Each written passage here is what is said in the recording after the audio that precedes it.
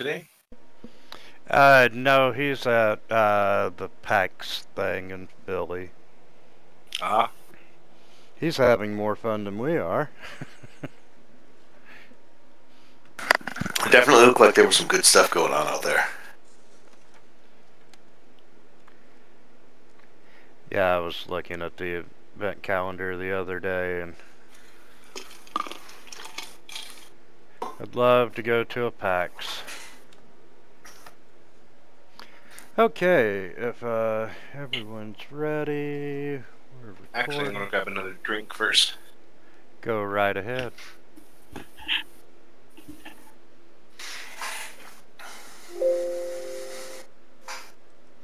I am ready to die.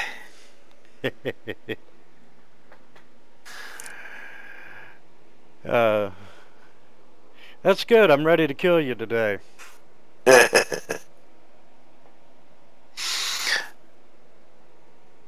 Considering that Gulliver's strength is only an 8,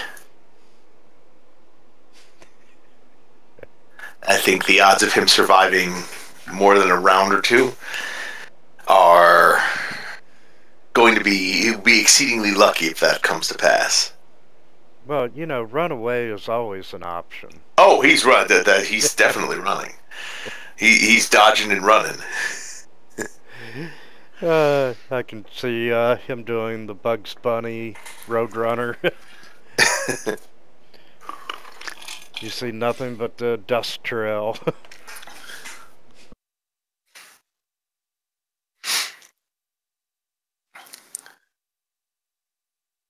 The question becomes: does he take the disengage action? I mean, his two of them are going to get a shot at him anyway, likely.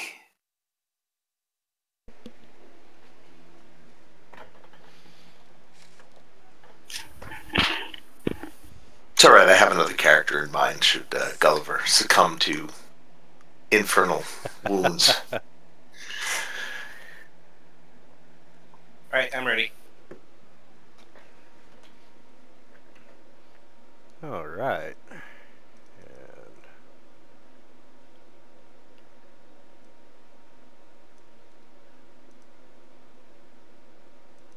Now, everyone, don't forget the crying child.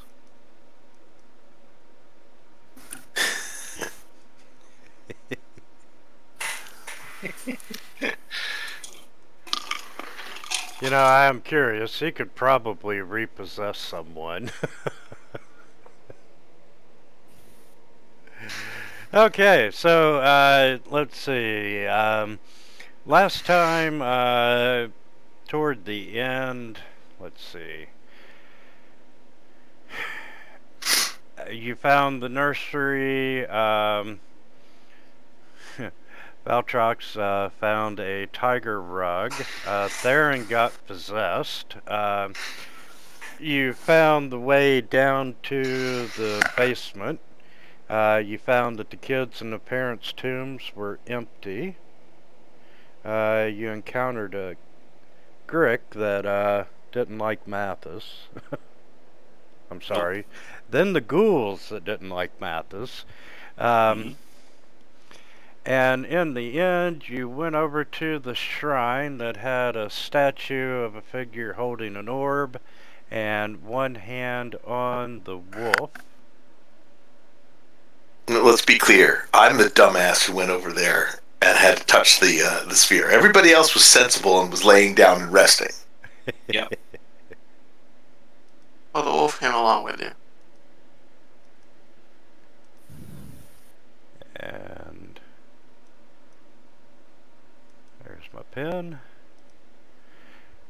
So, I guess we were out of initiative, so it would be a really good time to make an initiative roll.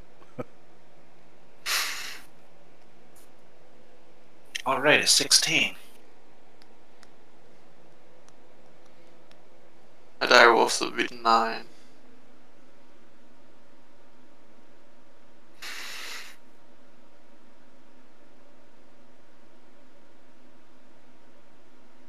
And the dire wolf should be 9.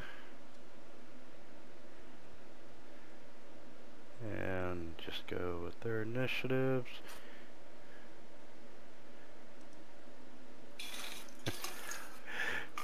So, Valtrox, Gulliver, did you yell anything when you touched the orb and these shadows appeared, or you still... Yes, I did. Okay. No. I shouted, "Holy shit!"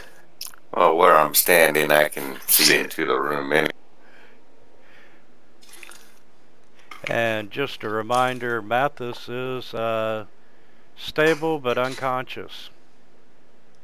Nothing I can do about that. Oh, you could go over and eat the body. That's how he stabilized me. Yeah, betting. Oh, that's right.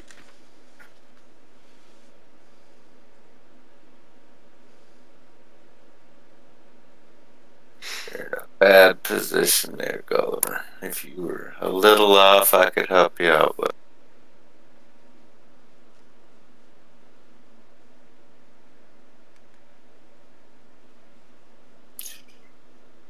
Alright, I will attack Shadow 4.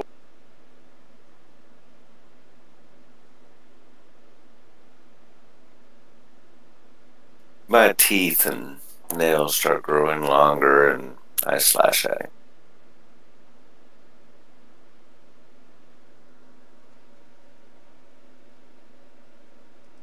I hit.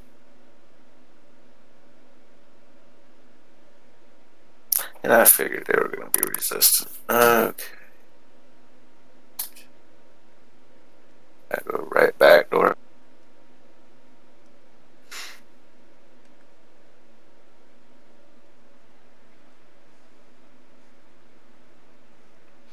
Dan Thorn is just completely the crying kid throwing a tantrum, you know. I'm scared! And Ulrich is out. Sorry, Gulliver. Alright, I'm going to take the disengage action.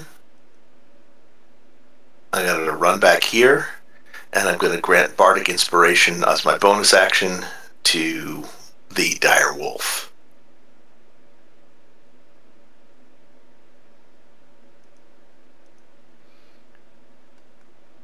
You're gonna disengage. Okay. And that's my turn.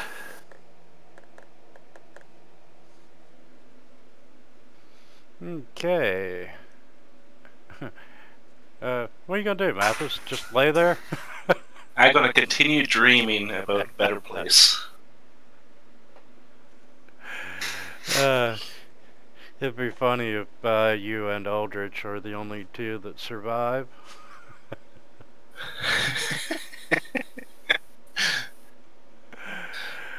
Okay.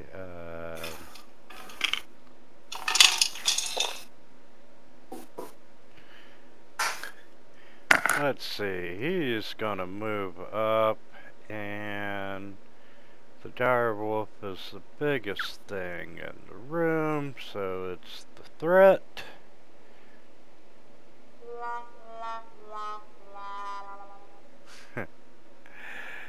And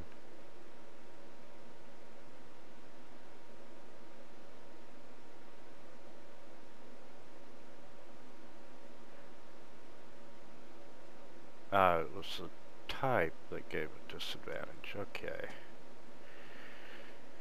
Number 8 is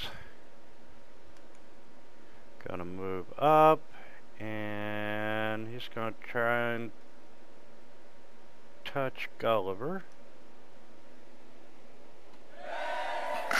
Ow. Sorry, dude. Brooms and shadows.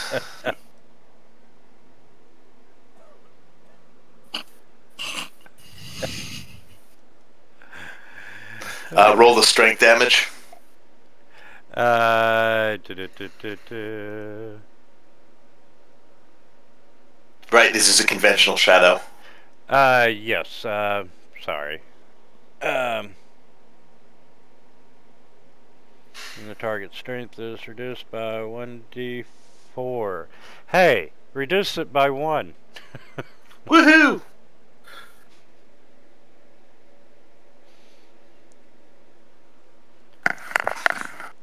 And number 2 is gonna come up and try the dire wolf.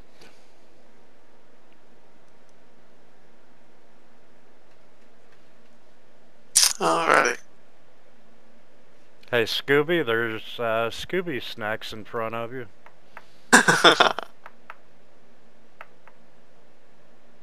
I will attack the Altair Shadow 2.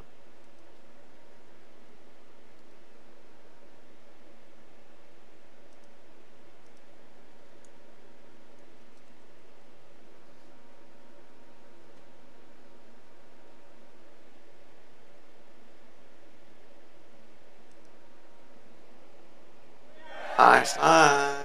Very nice. Woof woof.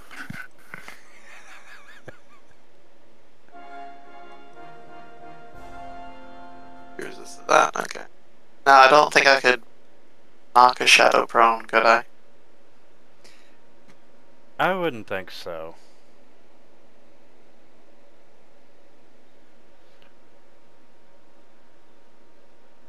But, you know what? Considering the current party situation, I'll let you knock him prone. I'll try to knock him prone. Yeah, sweet.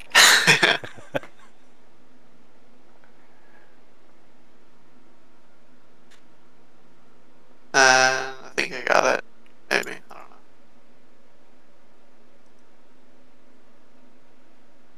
And number 2. Yeah. Ah. Okay, let me change that. And then we'll put prone back on it. And it sticks that time.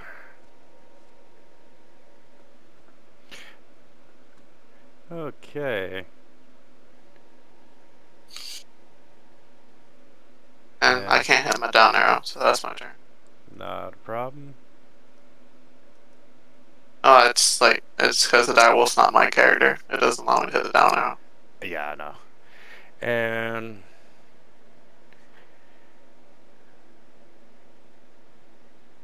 oh, why not? You did run into the room and attack.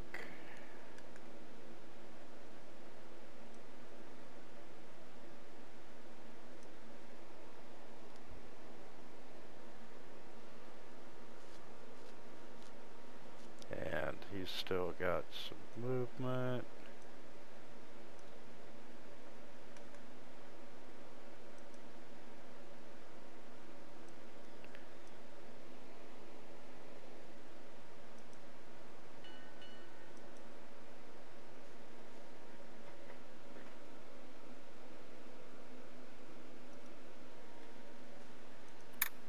Doing some calculating real quick. That'll be perfect. Big bada boom. Probably not big, but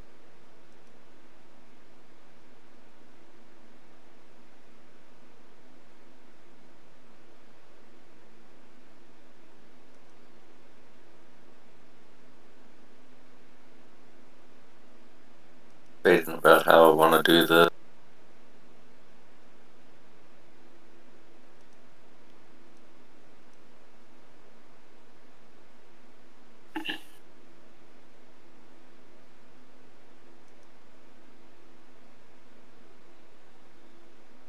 Alright, one more quick thing. Nope, no big bada boom.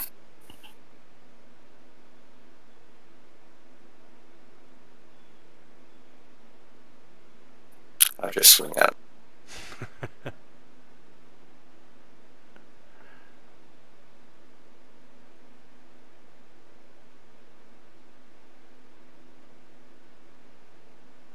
Want to move Thorn for a second? Oh, yeah, sure will. Or just hide him, whatever.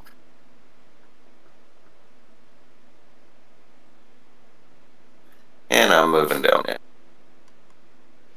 Yeah, I was just checking to see if Aldrich could do anything, but no. Out of spell slots. Yeah, I think we're pretty close to a TPW, to be perfectly candid. Well, I don't least know. I think the Gulliver will party survive. Death save. Oh, yeah, sorry. Yeah, and don't forget that basically anything that happens to the druid in animal form can be reverted and released when he changes back, and then he can, well, shit.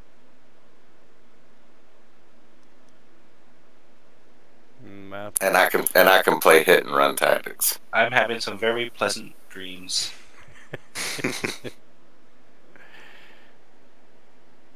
Hey, I got a hit in. Sweet. Wow. And Direwolf loses 2 strength.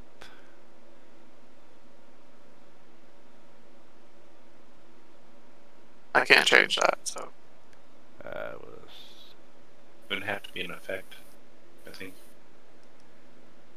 And that becomes... Let me change it. Yeah. Okay. And it's Shadow 21.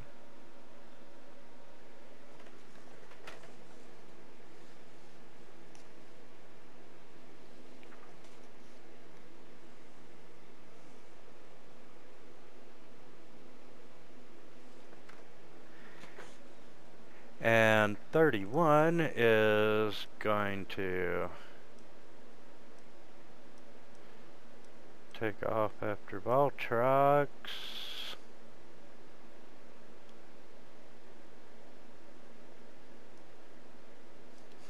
He's only going to do a single move. Darn.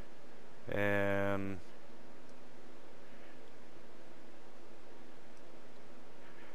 single move, but 40 feet. Oh, that's fine. I can stay ahead. And he's gonna try and attack you, and he does hit.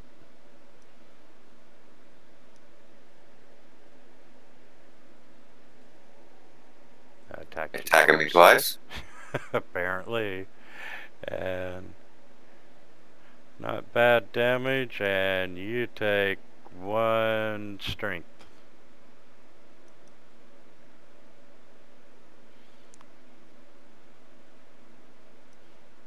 And Direwolf. Dang, you hit me while I was prone.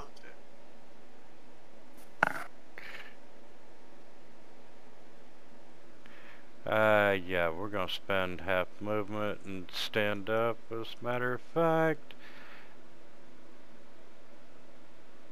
And there's the damage to the wolf. And you lost 4 strength that time. 11.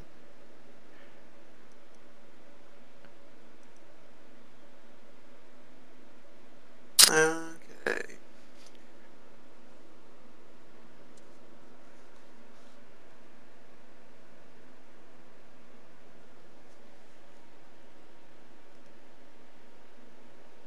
Okay, now,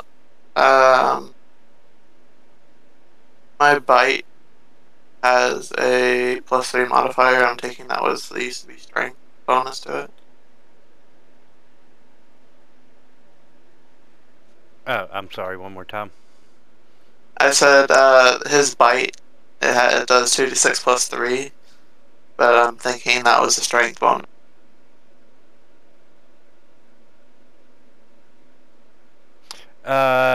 Yeah. Okay, so I guess just subtract 3 from whatever Yeah, we'll this do bite that. does.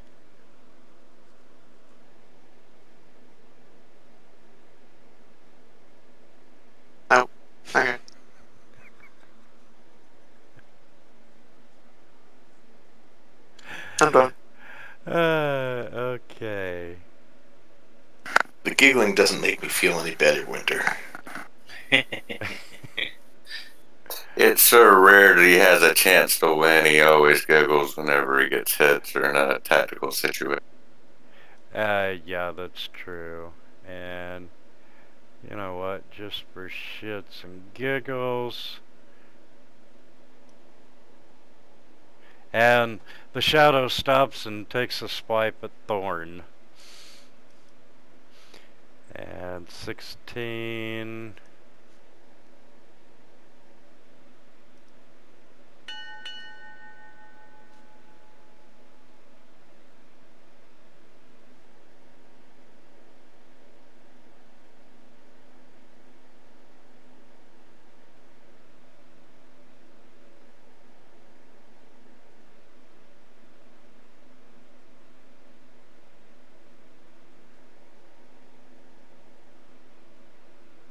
Give me half a second.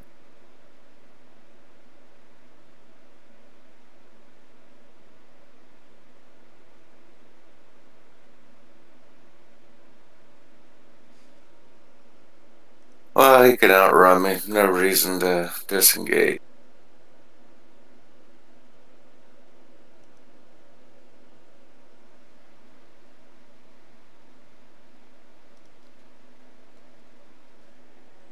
Okay.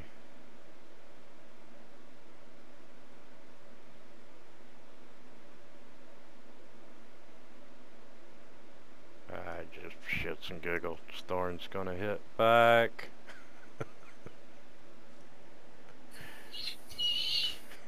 0 damage. He swung his teddy bear at him. Worth a shot. Alright, go.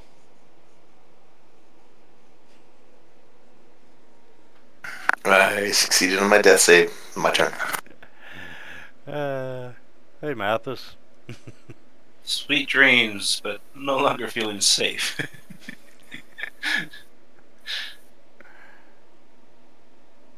Oh man, it dropped the crit on the wolf. And yeah, Shadow 8.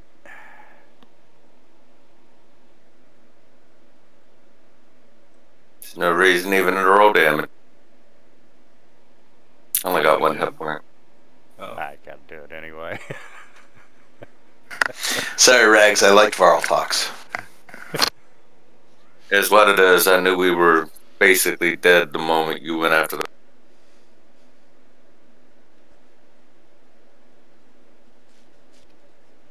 Yeah, I've never actually, in my 30 years of playing, DM'd or participated in a total party wipe. So, that's a first for me.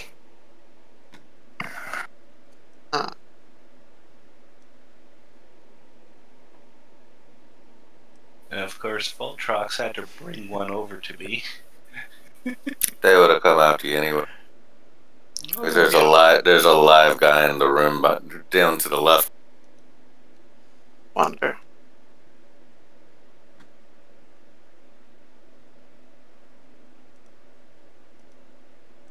Yeah, Aldrich is there. And strength damage is applied. He went.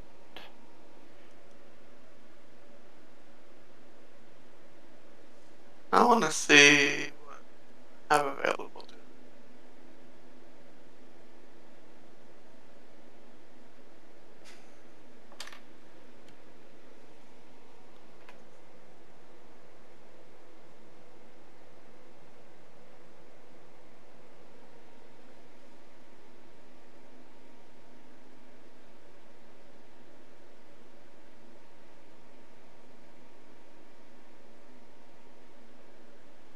I'm looking for something that has good speed and isn't so as large as I am.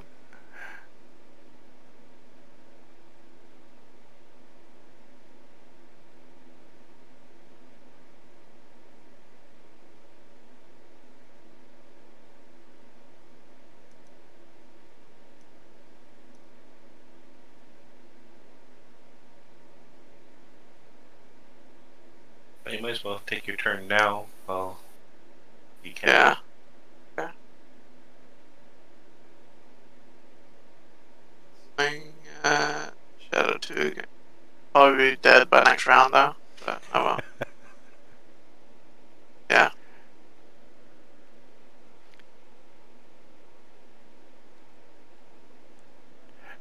You know what? I'll even give you inspiration if you want to try that roll again. Okay. Well, you got Bardic Inspiration you could have used as well.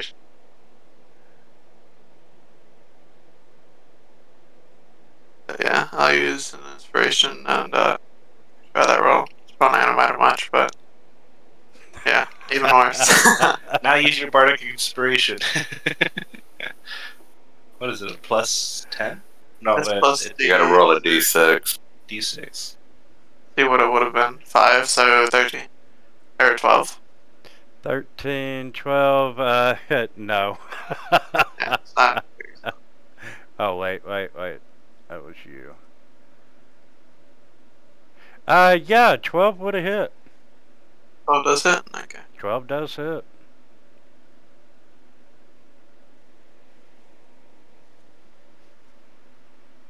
Took one down. And one disappears.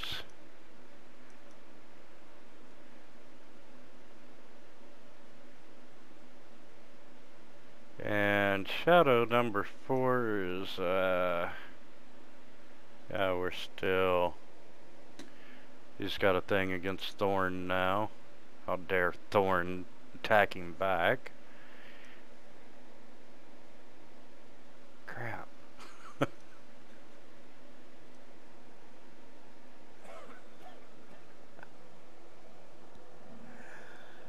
Oh, you take 7 extra damage. Yeah, that goes into my other form. Yep. That's right, so that brings you back, correct? Yeah.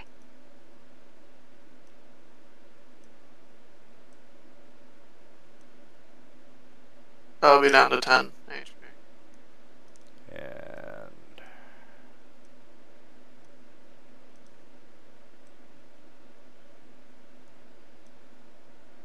that would be nice to move you further back. And you're down to 10. Well, I don't have 10 wounds. I have 7 wounds.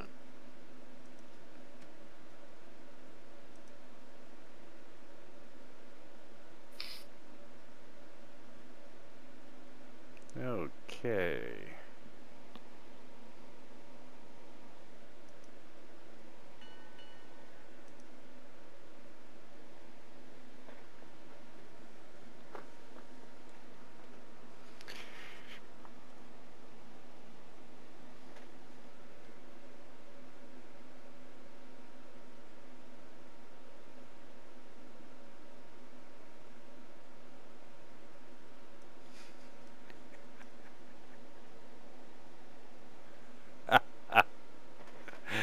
Oh shit. Okay, Thorn, you know, like I said, he's getting into it with one of these shadows.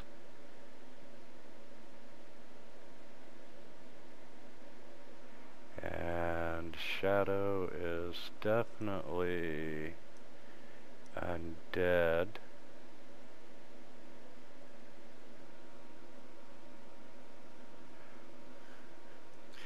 But Thorn cast Horrifying Visage on the shadow, which has made the shadow frightened for a minute.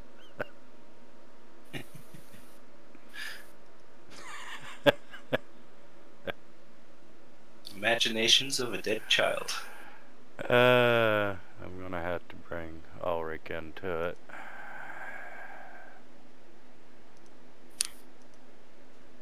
Looks like he's going to get a retirement that he hadn't planned on. Okay, so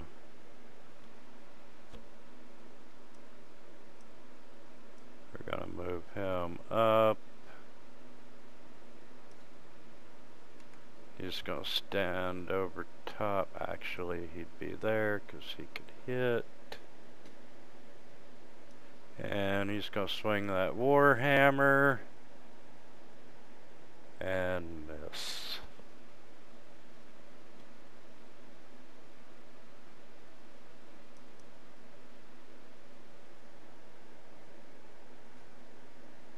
Ooh. Nice. Critical fail.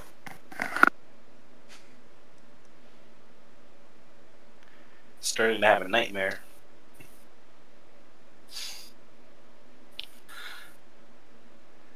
And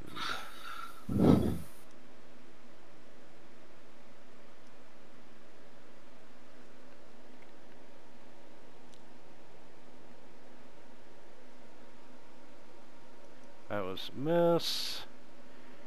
Shadow 8 is definitely going to come down and hover over Baltrox, and that's a miss.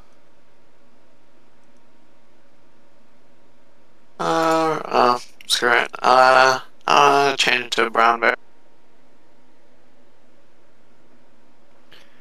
A brown bear.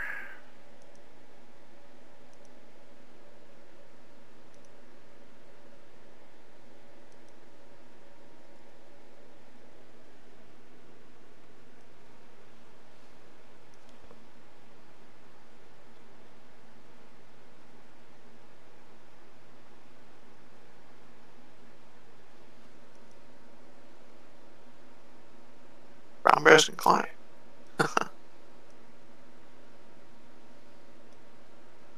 Okay, you are now a brown bear. And open that.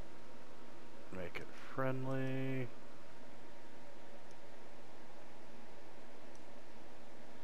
And you should have the sheet. Yeah. Yay.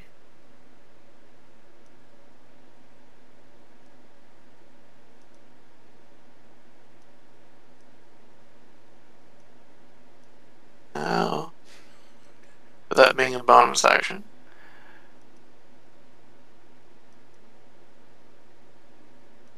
I will bite and claw at the shadow. Shadow 21. Actually, Shadow 16.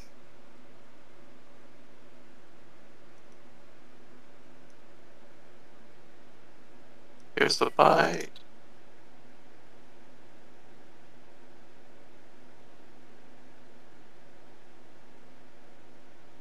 Here's the claw. Oh well. And that's my turn.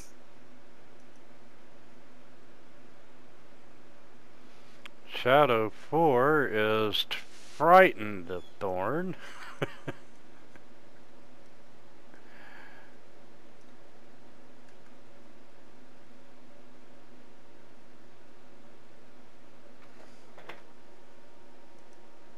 Opportunity attack. 0 damage. Ooh, thanks for pointing that out. I can't do anything other than try to possess them. Let's not possess a shadow. It's bad enough as it is. And 16 is gonna come down. And he hit the bear. Now I have a question. Yeah. Since Ulrich last session casted Protection for Good and Evil on Theron, and that transferred over to the Dire Wolf, will that transfer over to the Brown Bear as well? Yeah, I'll give it to you. You're still the same body. Yeah, as long as Ulrich has concentration on it. Yep, well, he's currently in battles. We'll see. Yeah.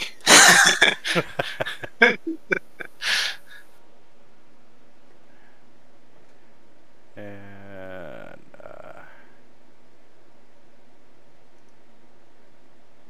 we'll put defect on the brown bear. And then we'll try that hit again. Wow, he really wanted to hit you. Well, I have a low AC and a brown bear anyway, so.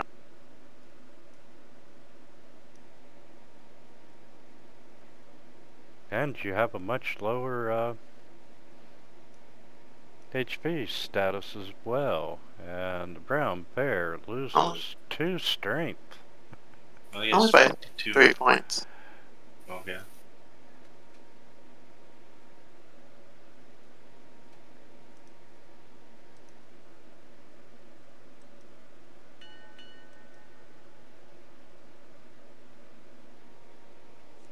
Full trucks. My window closed on. Hold on. He's coming back. I'm not sure what he wants to do, but. A death saving throw.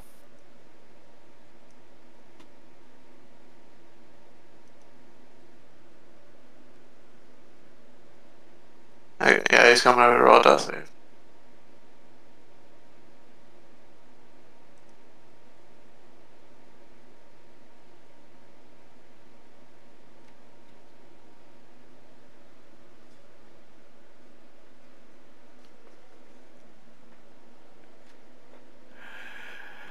Okay,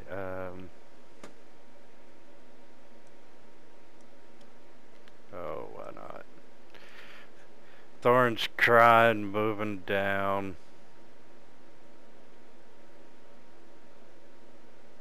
And we're gonna try that horrifying visage again, and it fails.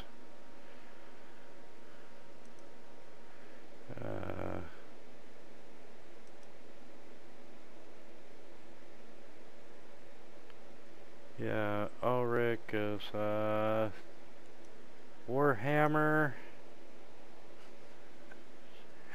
He can't hit shit. It's as if he's swinging at shadows. And I guess that's better than the monk. The monk could be shadow boxing.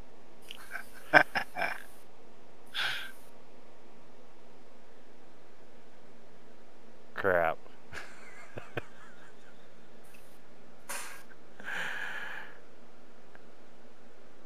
Yeah, I've already attacked. Shit, I just realized he can channel divinity. Yeah, clerics do have that ability.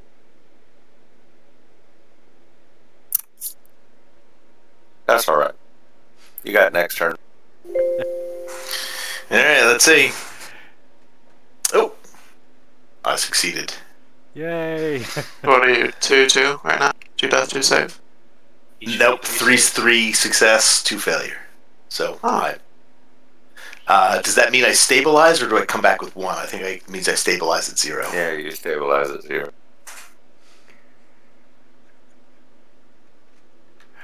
Only a critical success will bring it back to 1 unless you're at half.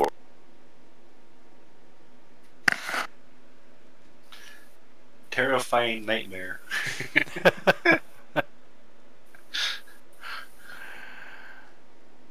Oh, are you talking about the frightened? No, that's what Mathis is having right now. I was gonna say the frightened one just got shown a gigantic picture of the sun and it scared shit. Okay, the brown bear takes 3.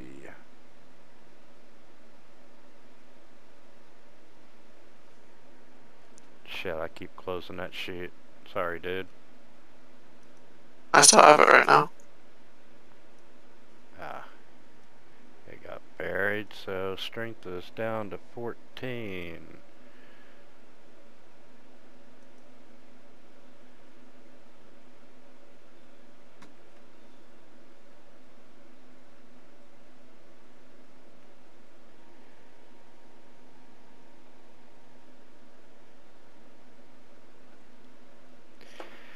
Okay, and Thorn tried to hit him, so did Ulrich, and he's going after Thorn according to the dice.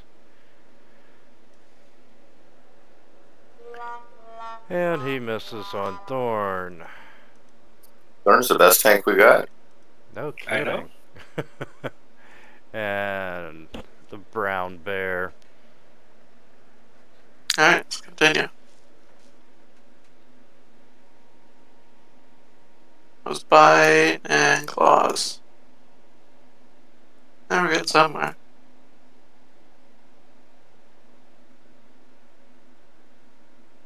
You're whittling it down. Yeah.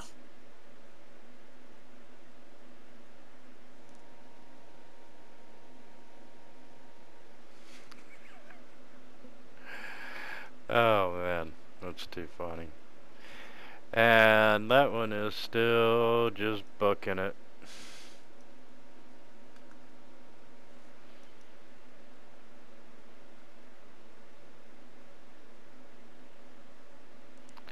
Sixteen's gonna try and attack.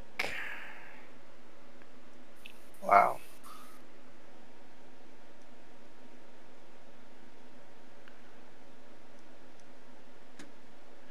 And one more point of strength damage.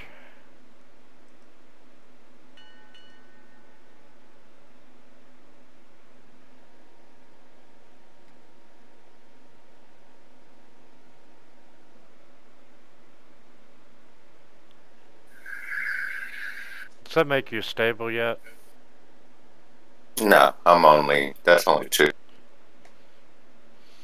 Okay, Thorn is, wow.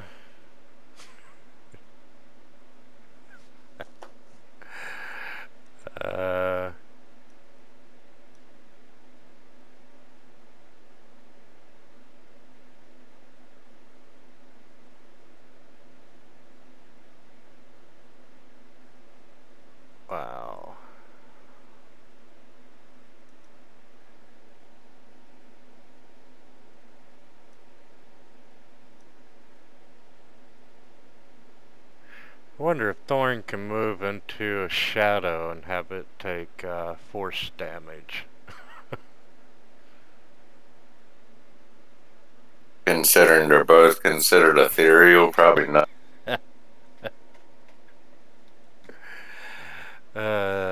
Okay, then we're going to go back.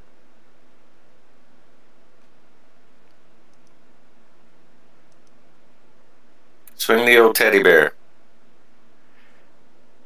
You know, actually, the shadow doesn't say ethereal. Thorn does.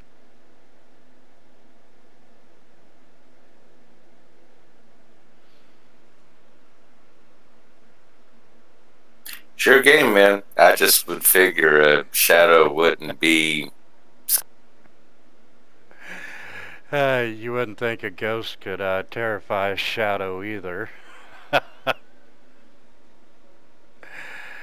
Okay, we have another one frightened. That's 8.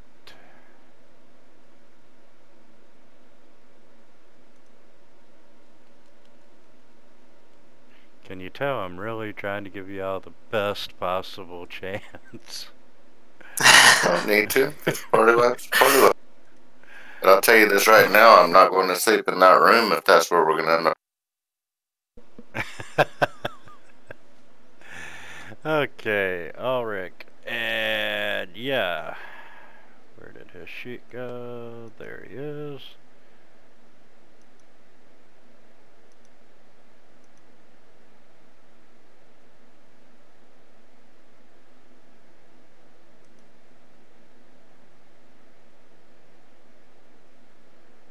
Crap, he can't channel divinity either because he hasn't had a short or long rest.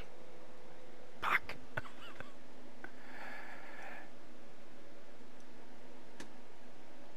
But he does manage to hit the shadow.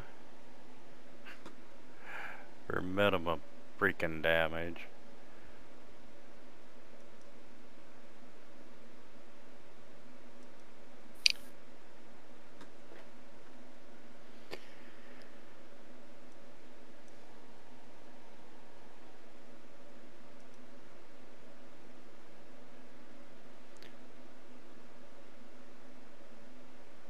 Okay, Shadow 8.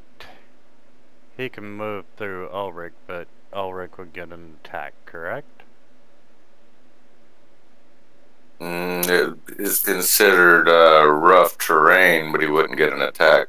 Thorn would get an attack, or it wouldn't get attacked until it tried to disengage from. He can't move through an enemy square, though, right? Well, I think. How does the rule go with it? Do you remember? Yeah, I don't recall. I never tried to move somebody through. I believe it is, and I'll look it up again.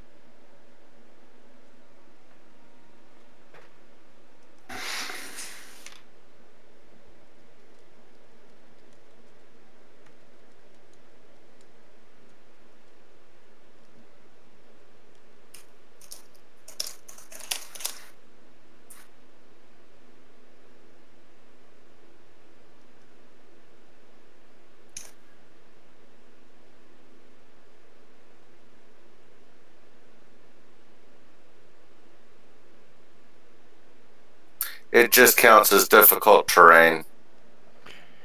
Yeah, cool. And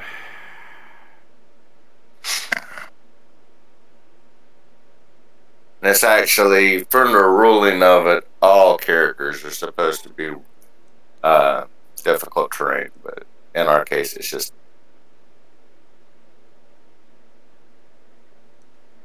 okay. But the moment you take that second step down, he will get an attack of opportunity. Ulrich, right. And Ulrich is gonna swing the Warhammer. Bring him down, bring him down. Nope.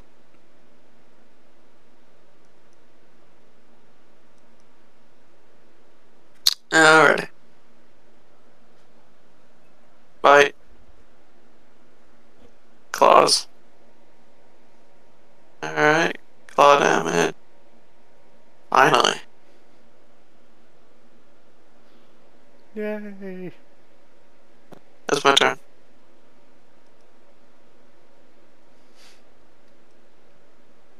Yeah, Four's just gonna go hide under a bed.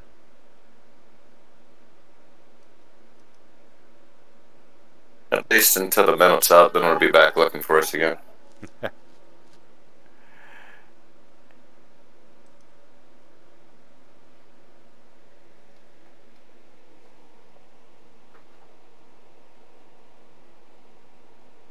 Alright, I'm stable.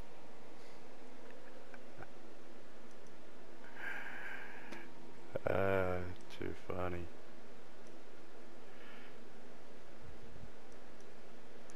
Alright, yeah, Thorn is...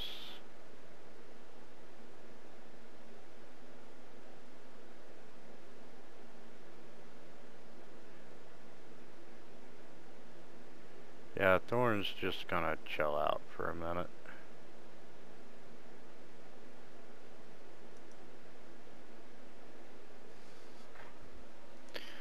Ulrich is gonna go down.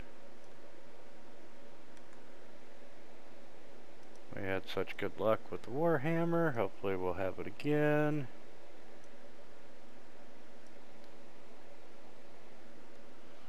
Does manage to hit the Shadow. Gulliver's stable.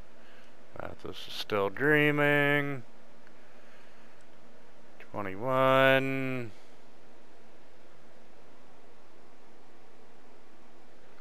Does hit.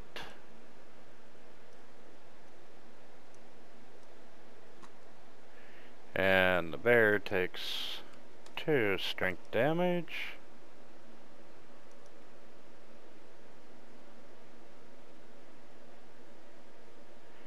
Shadow 8. And he's frightened. I need to put the effect on him. For 5 more rounds. And he's hightailing it.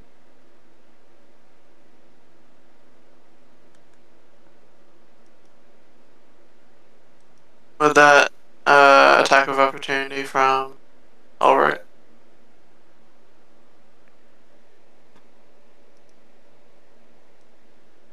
And ooh.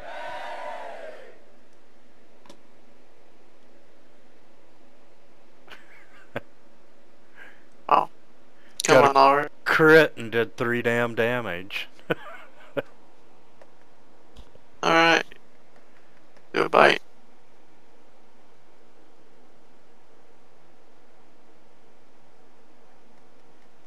Pause. I'm done.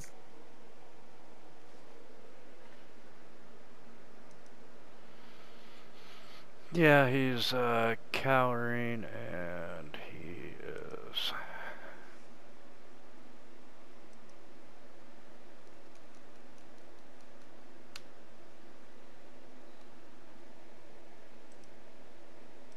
And he's got 3 more rounds. 16 is dead.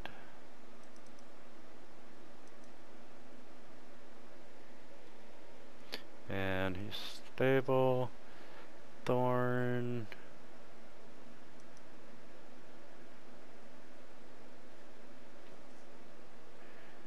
And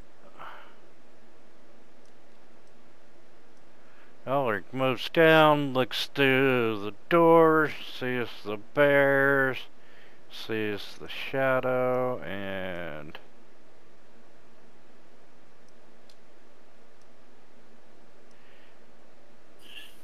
oh wait, what the hell? Okay.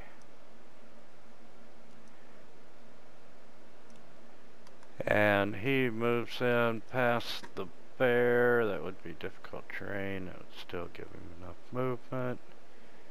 And we are gonna swing the warhammer. Big number, big number.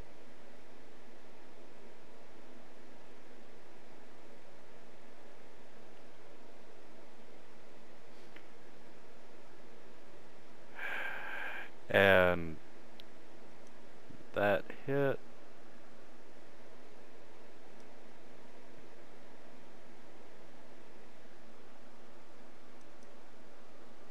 Over Mathis.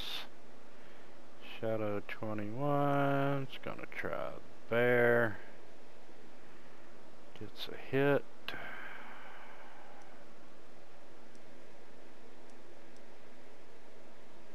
And, ooh, bear took 4 strength damage that time. No, I've never had strength this low, so does that actually, like, reduce, like, strength? Yeah, you're a -2 on your strength bonus. How much HP do I have? Oh. Okay.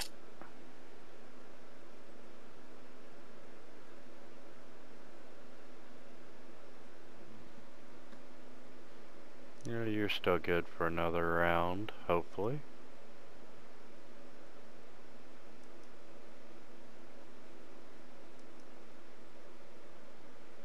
Okay.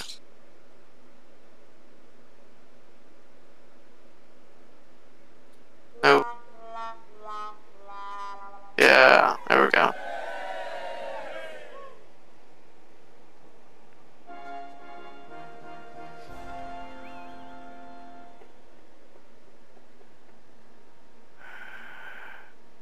Okay. And he's hiding. You're stable.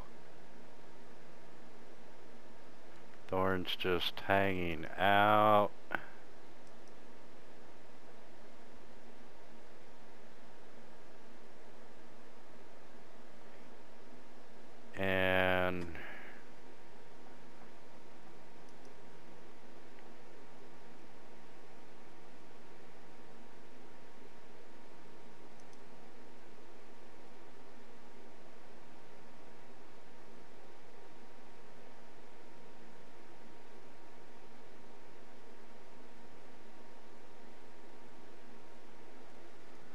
Let's see. Ulrich has...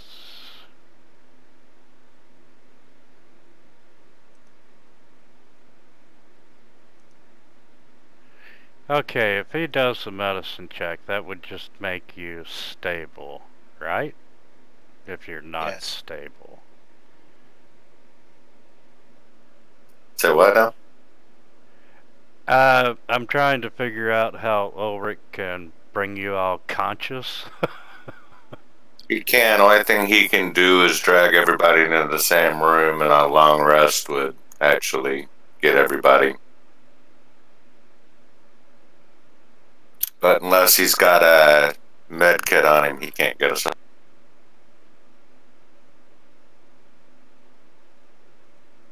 And even then, I think it's only like one person per med. Yeah. He looks over at the brown bear and says, Theron, what the hell are we going to do now? That's a good question. But I can't speak him in an animal form, so my bear will just shrug. And he's frightened.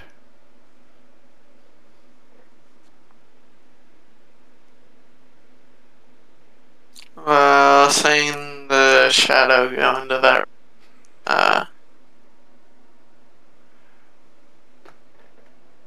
12 HP.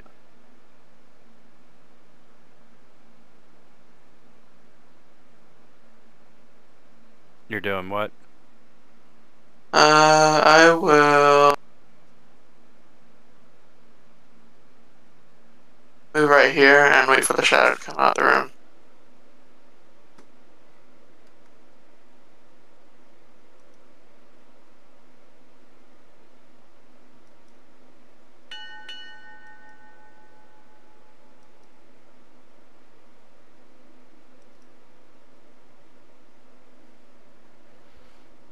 And Ulrich is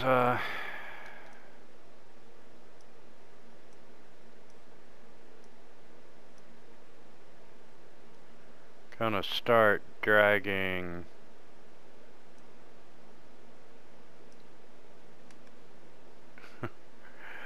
Gulliver, and he's gonna not gently toss Gulliver down to the floor there at his feet in the one room.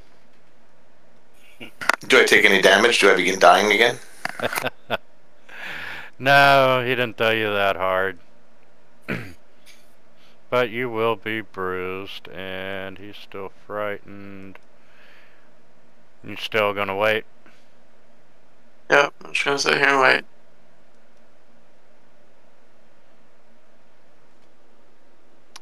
And shadow number 4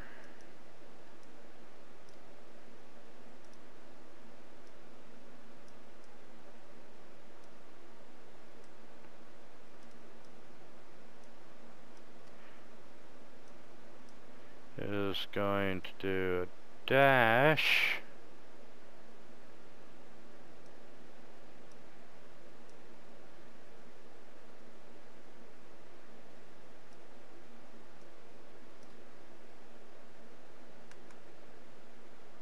You probably want to remove the frightened moniker off. Ah, okay.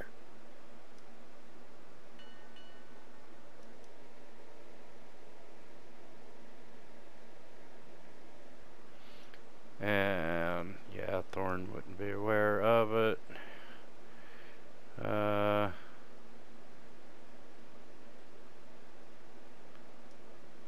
Ulrich's gonna go up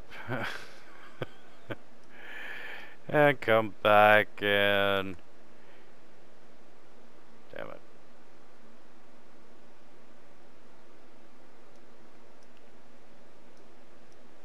Okay, there we go. And he's gonna drag Mathis back into the room.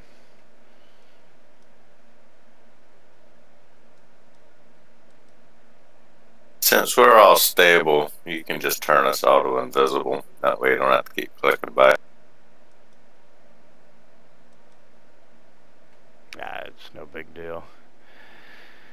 And the brown bear's waiting. And the shadow's gonna continue down. And what do you know? Runs into Thorn. And he manages to hit Thorn, and you know what? Thorn resisted it all.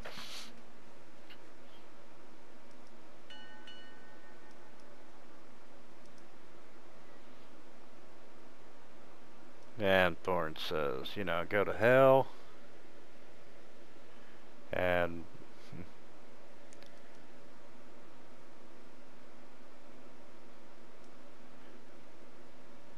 the shadow becomes frightened again. Ulrich's waiting. Gulliver, Mathis, Shadow 8, and frightened come off. It's gonna just...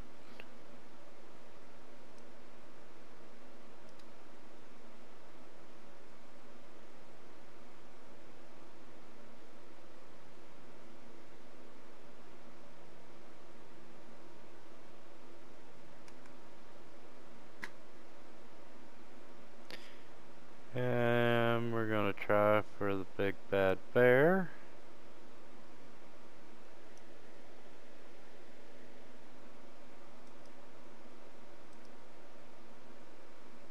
Alright. Fight the shadow.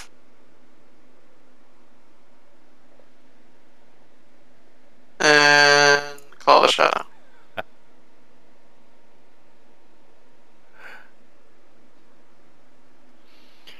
And that shadow is dead.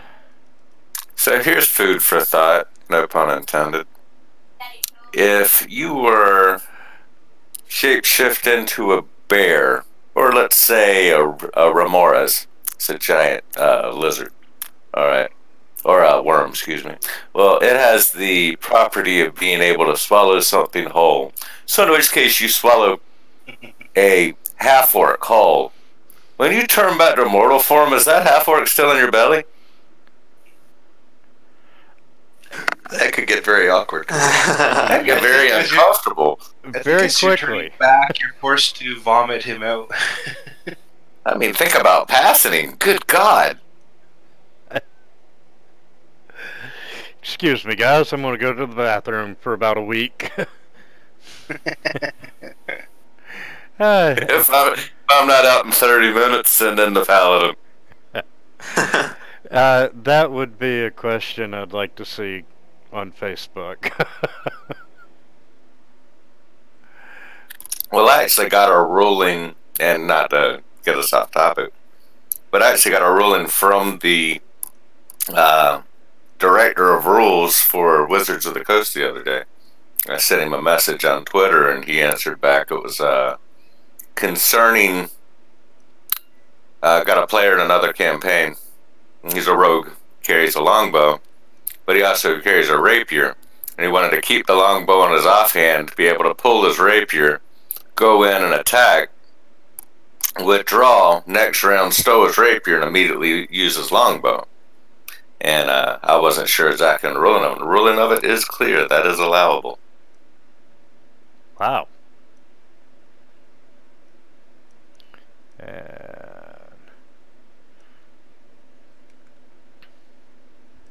yeah, he's gonna drag Voltrox 5 feet down the hall.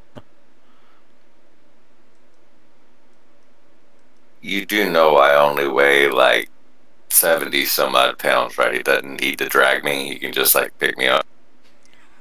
You know, I got a nice rotted tiger cloak on that I don't want mess. Yeah, he was out of movement anyway. I don't think you could do a dash by carrying someone, can you? No, you can't. I don't feel But still, he doesn't need to drag me. You know, he's gonna mess my cloak up even more than it already is. I'm sure he's aware of that and just doesn't care. It may go through some stagnant water on the ground and get that nice fresh rotted smell out of it. I love some. Okay.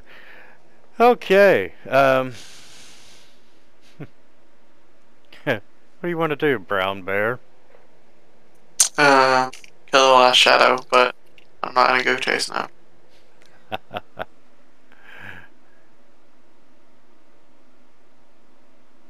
I think the best thing to do would be to move us back into the room and then go ahead and fast forward 10 rounds or 6 rounds.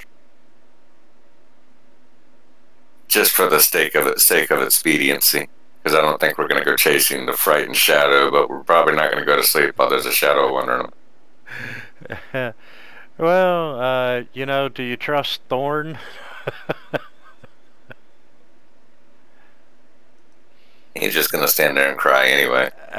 Yeah, he's going to go up in the corner, or up into the crossroads and just cry? I mean, it's either that or he can just disappear and end up back up there with his sister. Well, I figured as long as he's standing there crying, the shadow has no way of coming back without going through Thorn. Yeah, but he's just going to constantly cast frightful presence on him, and he's going to run away and come back, run away and come back. I mean, eventually we are going to have to kill it. Wouldn't you like to be alive to kill, or awake to kill it? Yeah, really, I'm enjoying my sleep about nice, voluptuous goblin women. Now, I believe that we all recover 1 hit point if we're stable for after 1d4 hours. So that's not a full long rest to recover 1 hit point. Well, I just need a long rest. We all need a long rest, but just saying.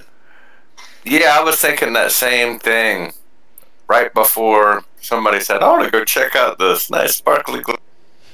It looked like magical loot. And that's you know what? It would have been magical after a long rest, too.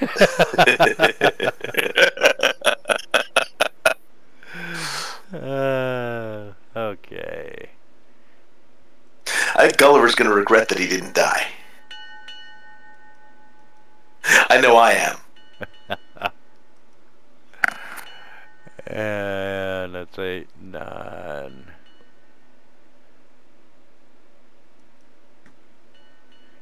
And 10, so you all are in the room.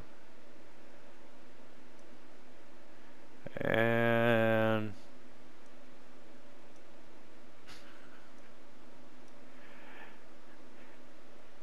Color, are you a bard or a rogue? Bard. You pick traps too, don't you? Yeah. Good. Just wanted to make sure it wasn't going to have to be me. Now, Gulliver will try it with his usual slow roll skills, and then you can pick him up off the ground. My idea of opening a locked chest is throwing a bomb at. That's effective. And not to everything inside the chest. Well, so much for healing potions. Yeah, hopefully if I do start making healing potions for people, if I go down a certain route, I can actually throw them at people to heal them. Hopefully I grab the... Really suck for you to be stable on the ground and throw a bomb at. okay, by now the ghost is no longer frightened and has worked its way back down and faces Thorn.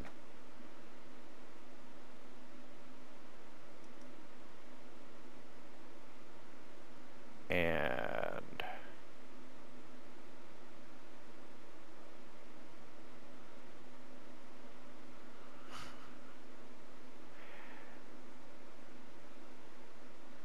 Good thing for the tree hugger, we'd be in trouble.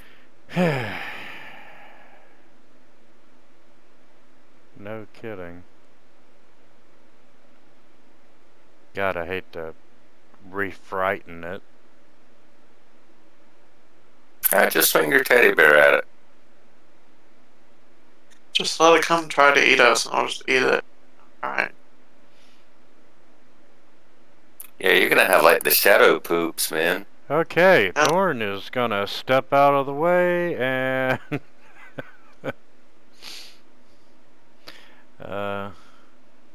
Ulrich is going to move down there. Complaining about his bad knee, his bad hip, his bad back, his bad...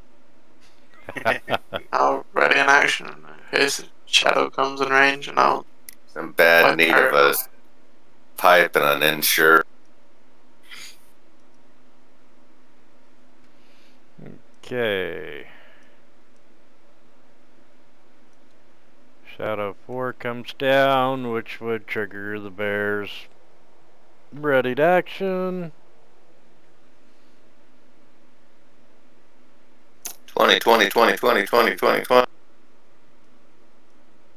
Nope. Yeah, you still hit him.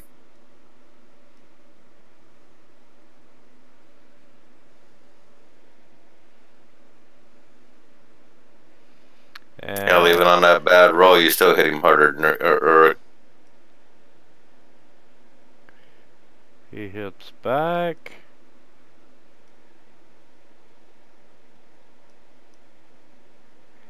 And the bear takes one more point. Yes, Fisher, you're weaker than Ulrich now. I've been weaker than Ulrich.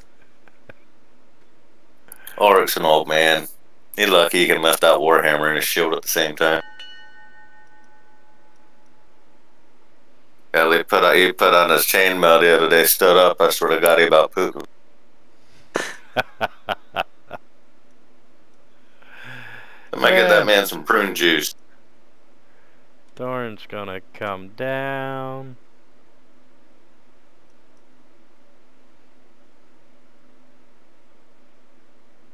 We need to take him by like the Temple of Tyr and get him like a medieval cleric walk. It's a little device that helps him move around the battlefield. It has a little lance on the front of it in case somebody tries to charge it. And Ulrich moves up, hits the Shadow. And he is gonna finish his movement.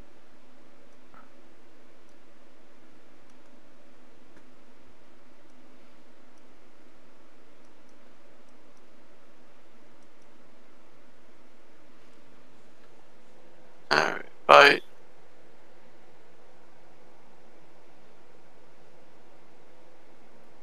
Claw. I missed the claw. Alright.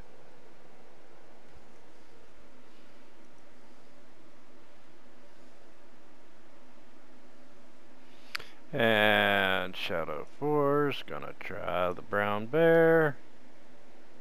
Ooh, got a hit. That'll do it.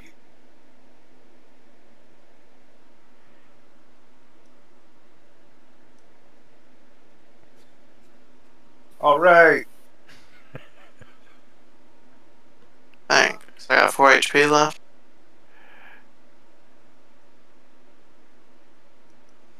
You can take him.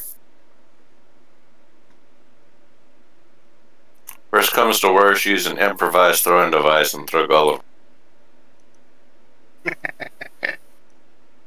Just make sure you light him on fire first, so he's an incendiary improvised weapon. And hammer a few nails through his head so they're sticking out the top. Now he's an incendiary spike.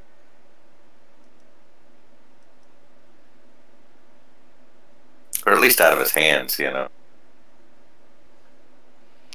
And Ulrich is gonna move up. And Warhammer hits. Can he do it? Still alive. Not quite. And yeah, he can probably take a hit. Oh. Alright. Darren, you're up. Oh, I can't reach him. Oh. Maybe. Actually. Sorry, Ulrich. Hope I don't light your code on fire. I'm gonna cast Produce Flame.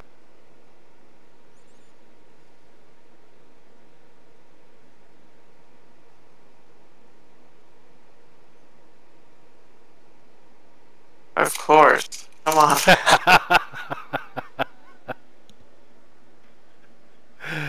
uh, you know, it's almost like the game wants you to die.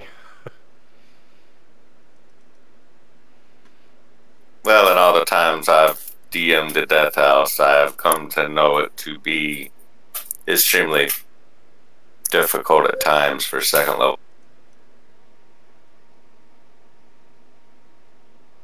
Well, at least they're not fighting 4 thugs alone.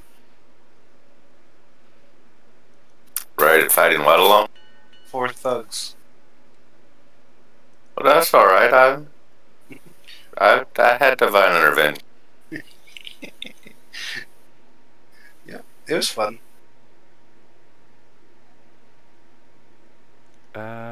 Wait, Ulrich got hit.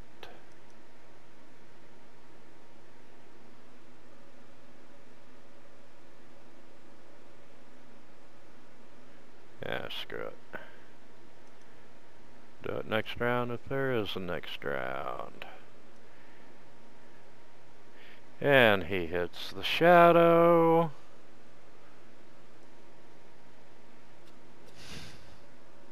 And drops the shadow.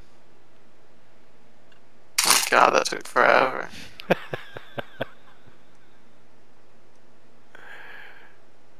I'm going to sleep.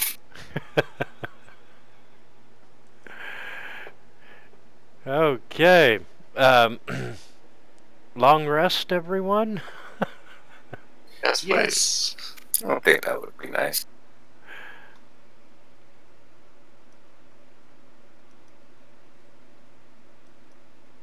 We barricade ourselves and make everything look nice and safe, and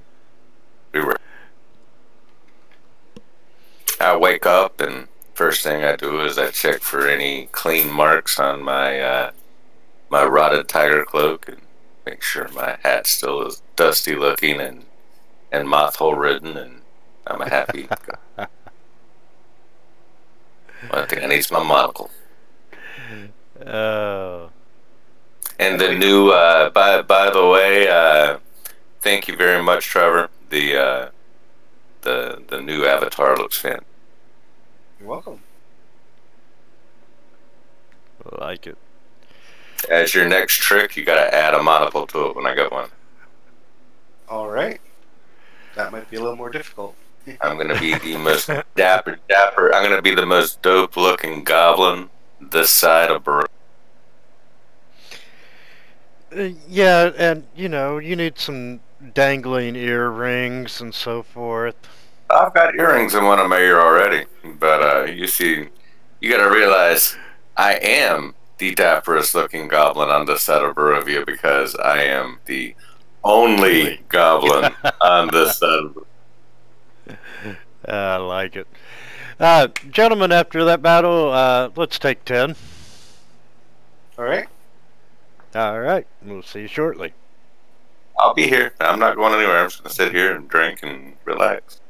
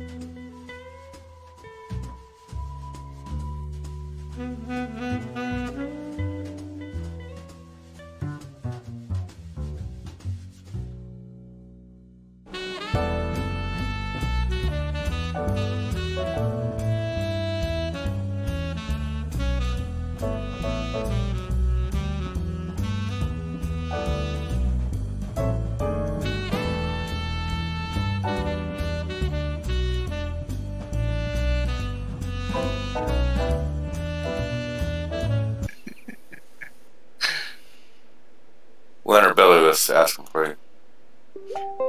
Yeah, Billy. You're gonna have to change the strength modifiers on the animals again, yeah? Did I change what modifiers? The strength modifiers, because I kept getting hit in my animal form. Oh, yeah. You've basically seen the two main animals he's going to turn into for the next little while, so just keep those two. Bear. Yeah, unless we need some like utility or something. Those are gonna be my two combat animals. For right now, of course. No problem. Give me just a second. We'll get started again.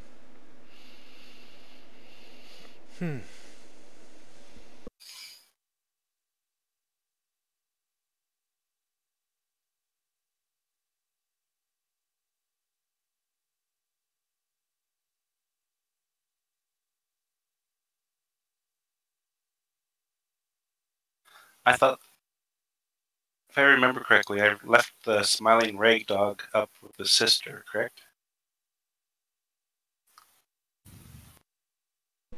Yeah, I believe that is the case. And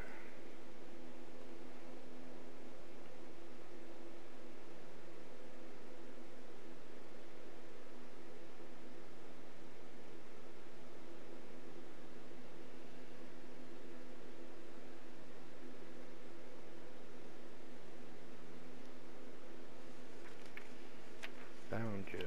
Okay. All right. Well, you all have had a nice rest after getting your asses thoroughly kicked.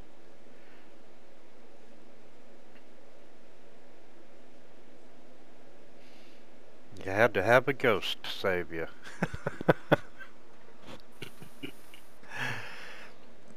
It was a good thing that he was unpossessed. Or unpossessing.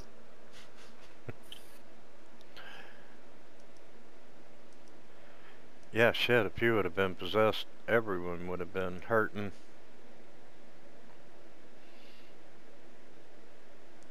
Okay, Gulliver, you started this crap. What do you want to do? Gulliver's standing there, is quietly sitting in the corner, staring off into space, not talking, not moving, not engaging with anyone.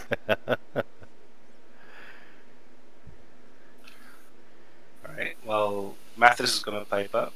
According to all the injuries, I assume we have Thorin and Ulrich to thank for her survival. Sorry, it must have all been my fault. I was the first one to go down. I will do my best not to do so in the future. Hey guys, what happened? Why are you all on the ground?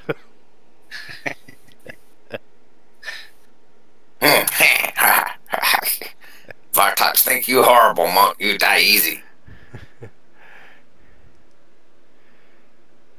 So what down this room? Okay,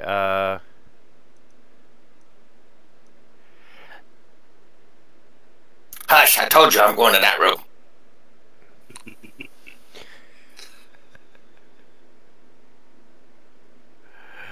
Me no care you need use bathroom. Alright.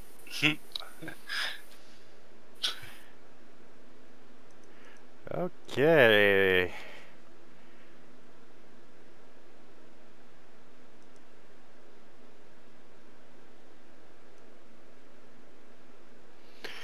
So, you're headed down to the room. What are you doing, Mathis? And I'm going to unlock. Getting away from my tail end. And I'll keep Thorn company. That's alright. Oh, Thorn. Okay. Okay. Alright, I'm going to go take a look at this room real quick, see what's in here.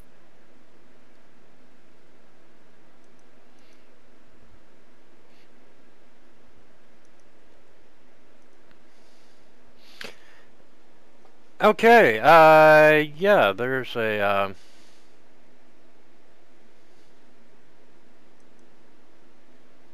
you hadn't made it to that room yet, have you? No. No. Okay, looking in, you see a large wood-framed bed with a rotted feather mattress, a wardrobe containing several old robes, some candlesticks, and an open crate, and, you can see some torches and a leather sack inside the open crate. And at the foot of the bed is a wooden footlocker. Ooh, robes? I'm gonna go and open up the chest of drawers and take a look.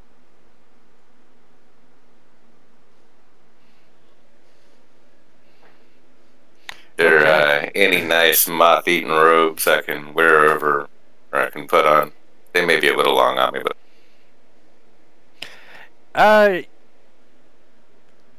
yeah, there's one that's got a decent amount of holes and is tattered. what color is it? I'm sorry. What color is it? A nice lime green would go great with everything else somewhere. Just as it happens, it's lime green. Fantastic. Lime green robe, black moth-eaten top hat, rotten tiger skin cloak. Today could not be going better. I'm happy. I just got... By the time this game is over, I'm so looking forward to seeing your portrait. And, Trevor's going to hate the fact that he said, yeah, I'll Photoshop that for you. Well, the portrait's one thing. It's when I ask him for, the full body picture is going to be the problem. Because that's when he's got to draw in the rotten tiger skin cloak, the lime green robe, the top hat, the moth. He'll be doing the Napoleon stand with his hand in his shirt. Exactly. And Strahd's boots and... Yeah, my boot, they'll be like only knee-high boots. To me, they go up just below my butt.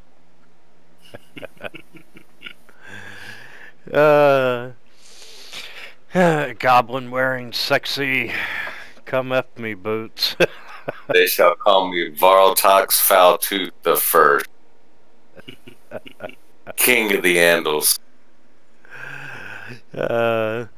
First of his name.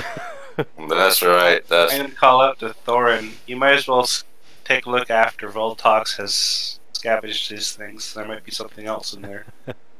Yeah, I'm done and I found what I needed. I'm happy. There was no food though, so I'm going to sit over and start grumbling about an empty belly and talking to myself and yelling at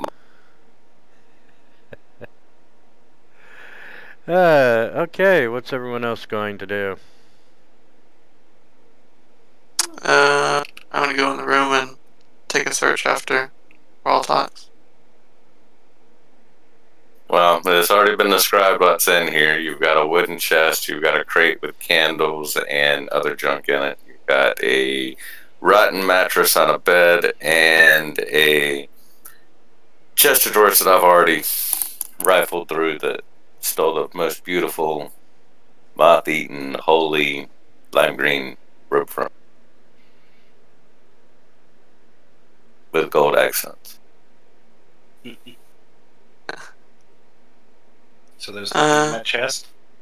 I don't know. I don't care about chest. Is the crate open or not? There is an open crate. However, the chest itself is closed. I want to check the crate. Okay, inside the crate, you can see there's 30 torches and a leather sack. Looking inside the leather sack, you do see 15 candles. Not 16 candles? I don't really do. Okay. Gulliver, why don't you... I giggled on the inside. Why don't you check... Glad somebody got it. Box or trap? I don't think I should touch anything. Last time I touched something, shadows came out and nearly killed us all. Yeah, but you are the one that does, you are the one that does, whatchamajigger. Fine. I suppose it doesn't really matter anyway. We're all going to die.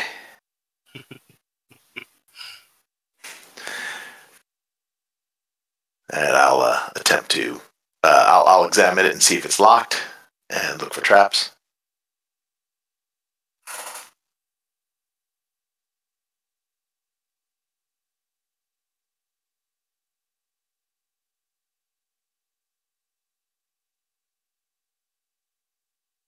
Do I detect any traps?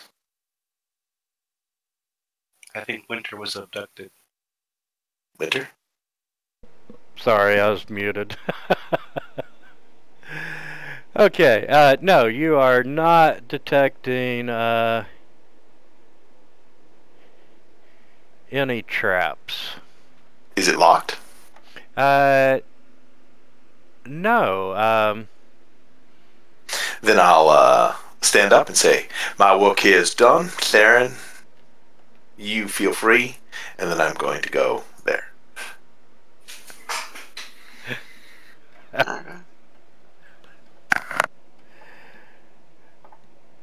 Theron, open the box. Okay, Theron, as you reach down to open the box, your hand gets stuck with it. Gets stuck to it. And, you can make a, escape check to, try and pull your hand away from it. But it is very sticky, and your hand is adhering to it. Escape check. Strength, dex.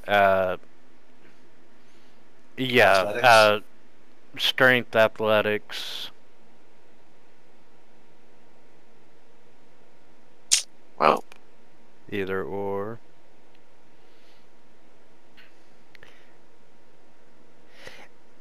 And you manage to pull your hand away from the chest.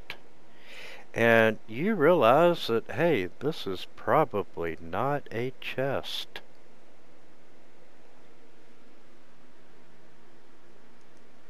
What says that?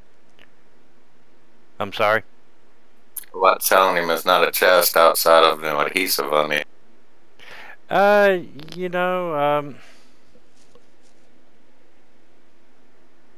Does it start to breathe?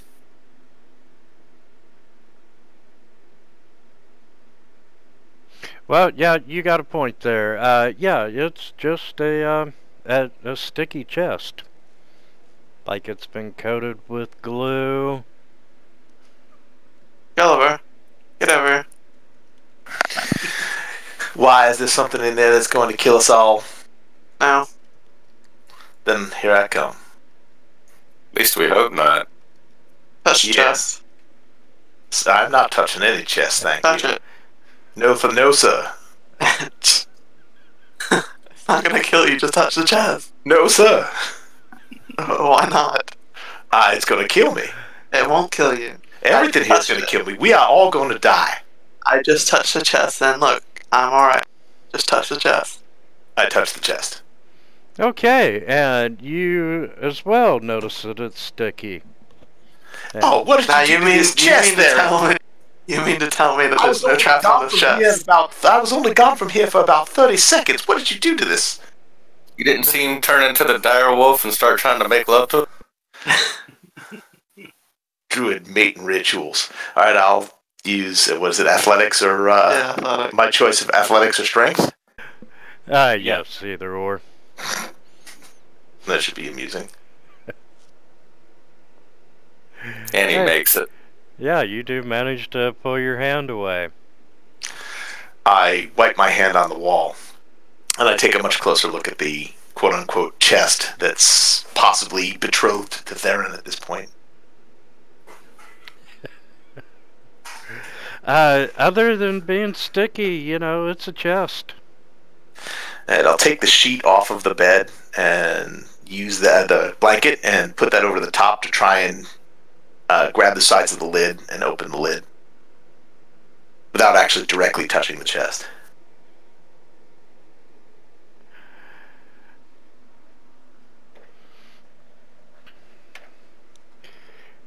Okay, yeah, you have the chest mostly covered where, you know, your hands are covered where you not getting it sticky, and you're trying to open it. And the mimic opens up and eats me. That's what you see. I told you all we're going to die. We got it. It'll be alright. Actually, you're the one in front of it. You're gonna die. Oh, initiative, yeah. Worst part about a mimic? It gets a surprise attack on you. And Ulrich's going to sit down out there and, you know, wait to see if you guys need help. He's rubbing ointment on his knee. Well, he certainly deserves it. Anybody seen my preparation, H?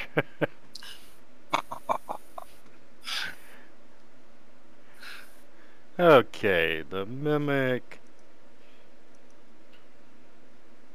But it's blinded by the blanket.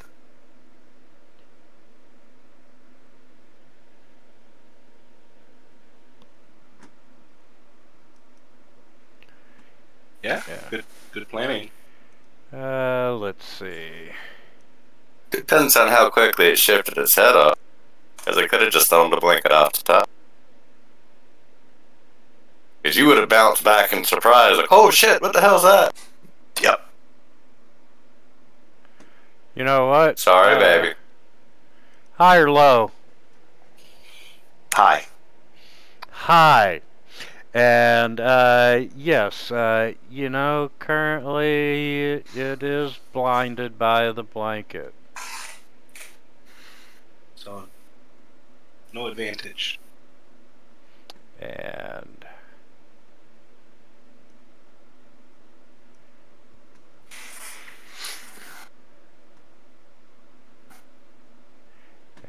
I'm going to make an initiative roll for him.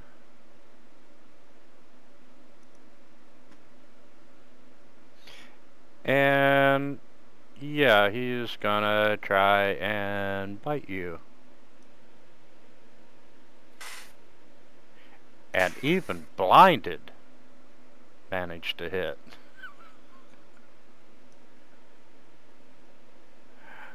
Ouch. I really don't like this character.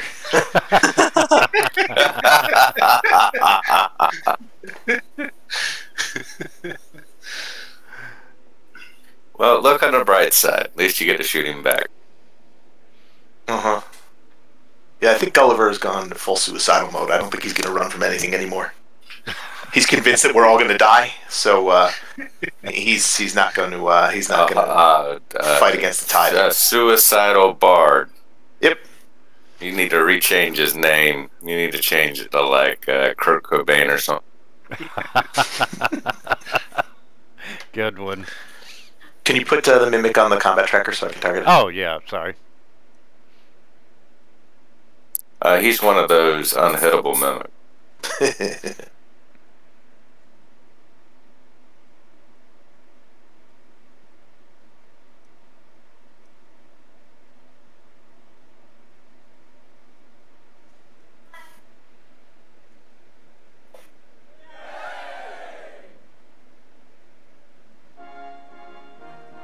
Well done, sir.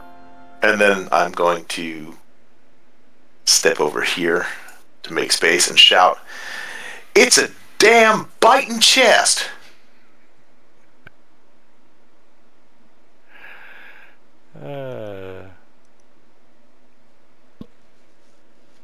Biting always got the Bartok gotta kill things that don't know what things just fighting. That's pets, what we call them.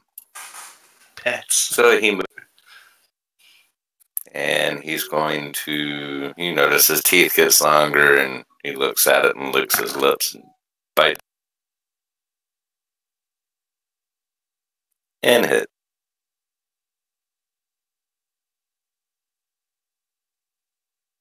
Well, isn't that just a piece of shit? And then he, of course, disengaged.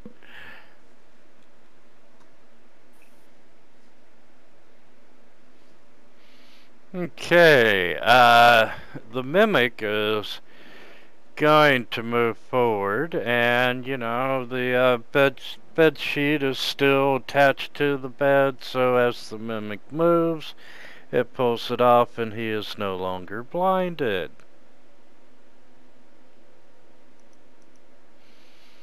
And yeah, we're going to try Theron first. And that is a miss. And the Mimic's gonna stay where he's at.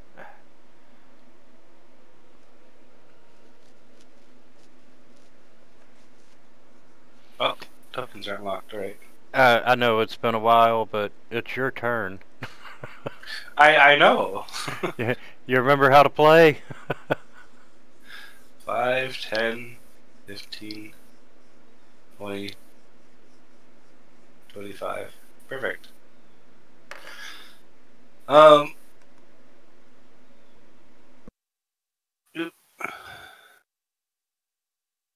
Alright, I'll be pulling out my mace and I'll just start clobbering it, I guess. Or not, as I go for a kick.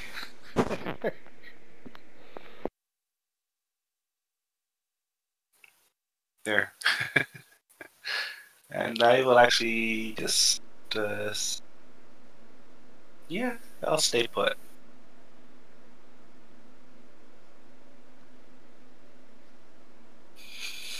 Okay.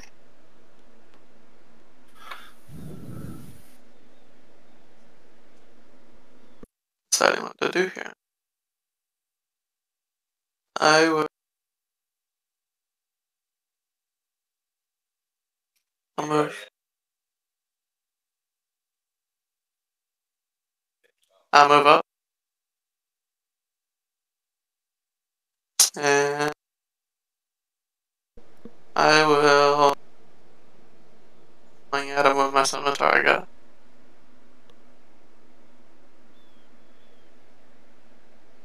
Ah, perfect. What is it with you in 20s today? Well, need the 20s.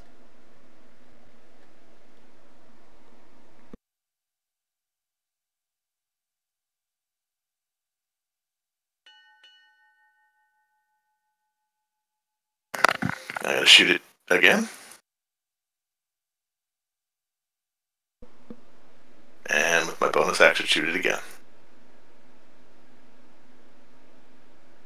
Wow, you're pretty pissed off at that Mimic.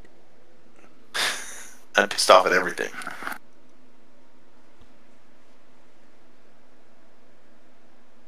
Gulliver would be what is considered agitated, depressed. I'm gonna stab him with my dagger. Ha ha!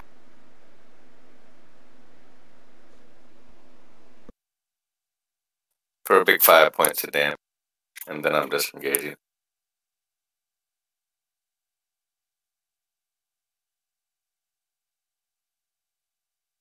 I start checking out the rotting pillows with a big smile on my face. I think I'm gonna take one of them for a pillow for me to sleep on. Okay, let's see.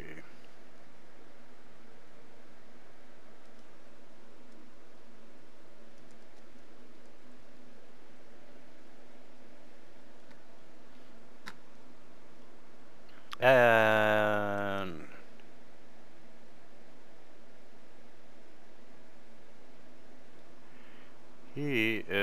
gonna try to bite Mathis.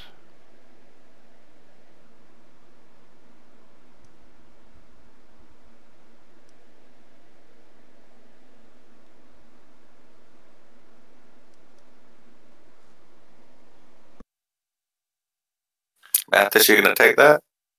Heck no. I'm gonna fight back. Yeah, fight Advantage harder. flanking. Yeah, you got advantage flanking. Oh, yeah. Alright. Alright, so that was your advantage there in your first.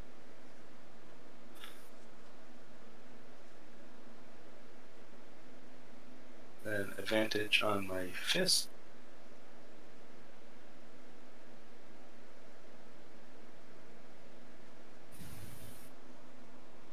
Alright. And yeah. Oops. Alright, that's good. Alrighty.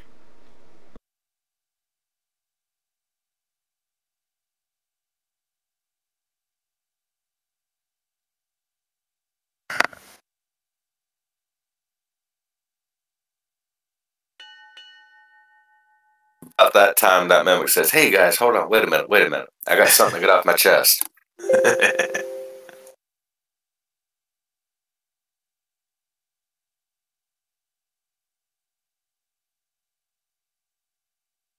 Yeah.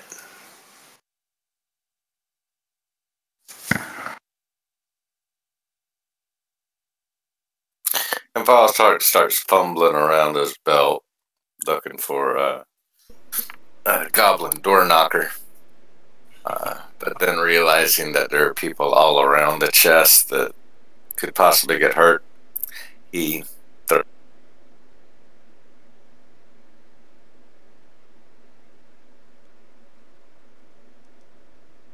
What does he do? Oh no. I threw a goblin door knocker. Alright, everybody just hang out for 1 second.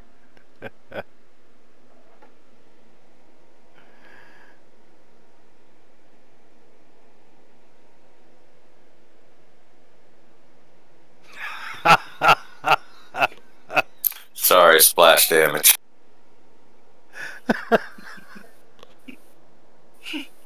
Ha! That teach you, evil eating chest. And you hit us in the process. But chest dead. Yeah, but so is our friend. Ah, that just goblin scratch. Nice. Too funny. But chest dead. So is our friend. I shall immediately try and go or take care of Gulliver. I got it. Oh god. Alright. In that case, I'll take a once over to make sure nothing else is gonna pop out over here. I've got to say, you all have been the most unique group of people I've played with. Well, I wouldn't have really cared that everybody would have been standing. That's the whole reason why.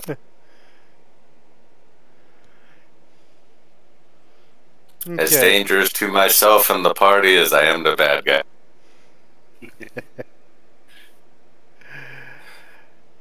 Okay, what are you doing, Mathis? With us? I'm gonna take it Mathis. once over to make sure nothing else is gonna pop out at us. So you're searching the Room. Oh, okay. I didn't know if you were gonna like actually check to see if there was something in that mimic chest. So I got blown up. Yeah, you got blown up. Yeah, you got hit by splash damage. Did I die? No. No. Oh, bummer. A suicidal bard. I mean, I could let fate, but that's not like what my character would go by, The last time I checked, Varltox is not spelled F-A-T-E. Okay. I mean, I could blow him up. And then it takes is putting one of my goblin door bashers in his mouth and stepping on his head. Or you could just eat them. Yeah, there's that too. Yeah, absolutely. But that's not what my character would follow. My character would heal you. But I'm going to start searching the mem, see if there's anything in there. Okay, Mathis, is it Mathis or Matthias? Mathis. Mathis, okay. Mathis, you don't see anything else. Of course, you know, the chest looked like a chest to begin with. Mm-hmm. And, you know, but just looking around and without searching the mimic, no, you're not finding anything. Alright. Then Valtrox, you go over and you're gonna open and look inside the mimic. I'm gonna pry his mouth open, cut out his tongue, stick it in one of my little bags. It's useful for alchemical stuff. Start taking out his eyes. You know, I'm not really looking in the chest for anything outside of just harvesting alchemy.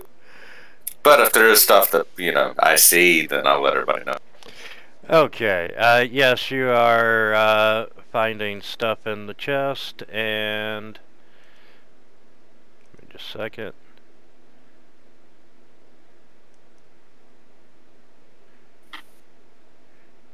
Yes, actually, you do find a lot of things in the chest. Are we healing Gulliver, or are we going to let him bleed out? Just asking. I'll say, well, just healing. I'll heal him then. Be more torment if he stays alive anyway.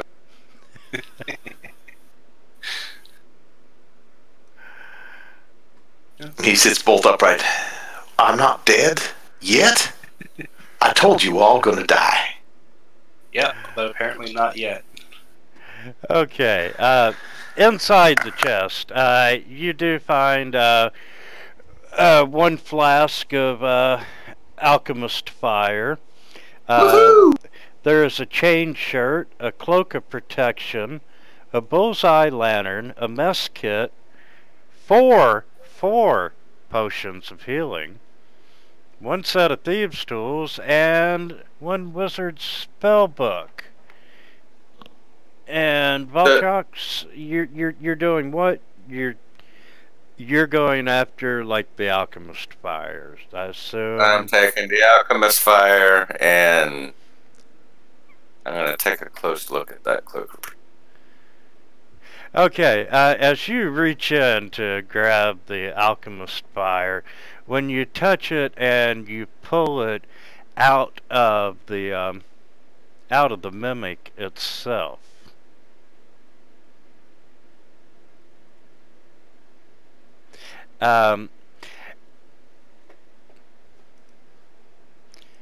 you see a shimmer. Well, no.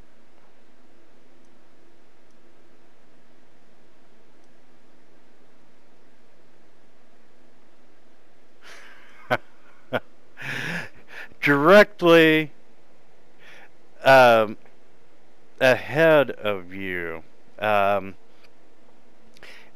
the wall, something burst out, and you see these two gas that come out, and they smell horrible. Kind of looks like the neck on that one dude that's been all over Facebook that's in prison.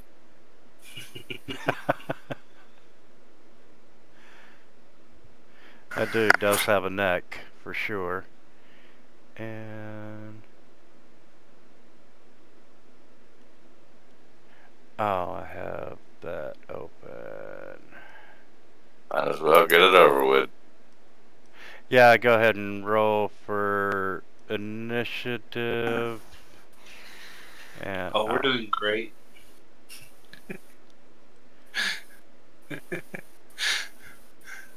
Gulliver's on his toes. Gulliver is waiting to embrace the sweet caress of death.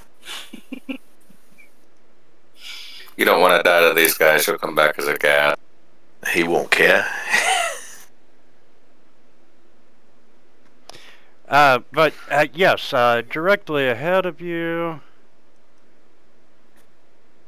and to the west, these gas pop out, and you know, one's wearing they're both wearing these tattered black robes, but you can tell that one of them is a male and one of them is a female.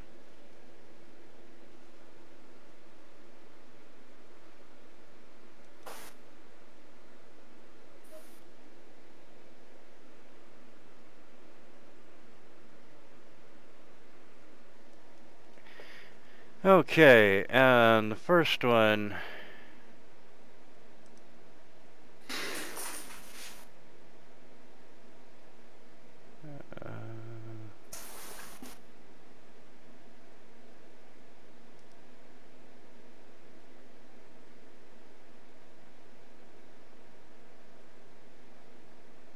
Okay, right off. No, that's on your turn.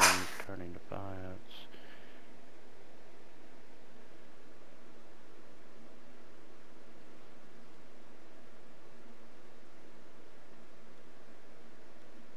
Okay. Yeah, it's going to step forward. And it's gonna try and claw at Vartox, and she misses. Alright, well, I'm gonna shoot out of her. Oh, I guess I should unmask it where you can see where the other one's at.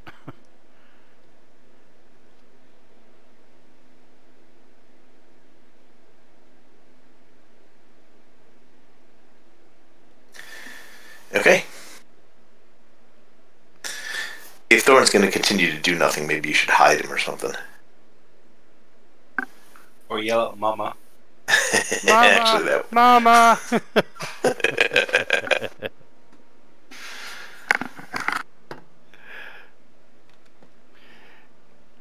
And let's see, Gustav. Oh, wait. Sorry, we're gonna back up to Gulliver here. Gulliver, they do have this overpowering stench. And I need you to make a Constitution saving throw, which you did. And now we go back down to Gustav, and he's going to step in. And we're going to try a bite on Vartox because he actually took the item.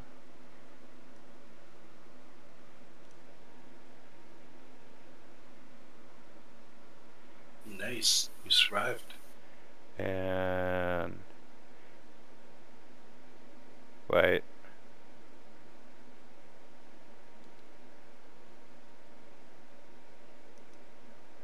That was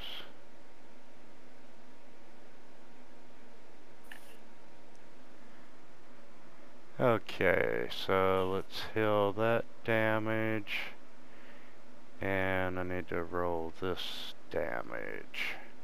Oh, you wanted to switch it up so you could try to paralyze. No, but I will be fair. I don't care. I'm just kidding with you, man. I will give you back the 3 points of difference. I don't care about the 3 point. I do. But yeah, I hit you with the a bite, but I rolled the claw damage.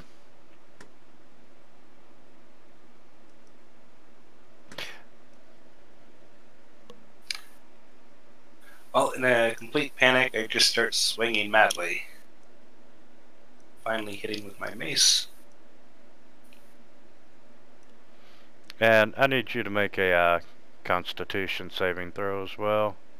Sure. Like right now? Well, or after my attack? Happens right at the beginning of your turn. The beginning of my turn. Yeah, because you're starting within 5 feet of them. They have Yeah. a odor.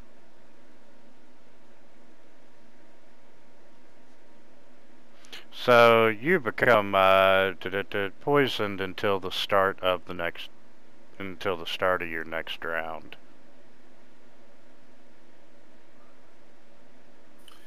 All right. Oh, you did that there.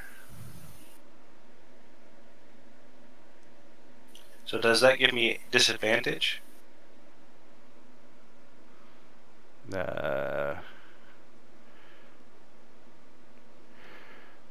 Oops. Let's see. Yes, it does give you disadvantage on attack rolls, so and ability checks.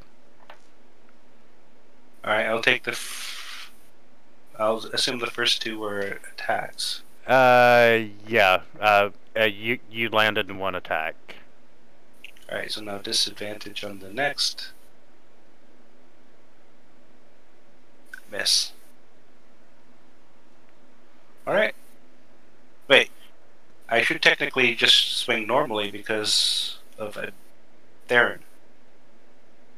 Yeah, advantage and disadvantage you'd swing normally. Yeah, you're right. So I'll just take another swing then. Yeah. It's still two. All right. There you go. Okay. Alright, I want to shapeshift to a direwolf.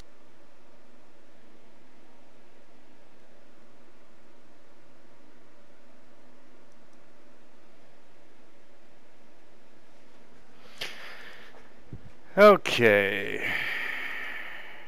So his wild shape would basically do this number. It would move me there, Gustav back one, would knock the monk into the hall, and knock the other one back with a monk. Give me just a second. Okay, you do a dire wolf and you do a brown bear.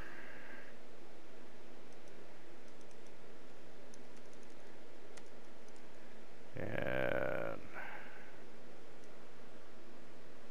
I'm gonna hotkey those suckers.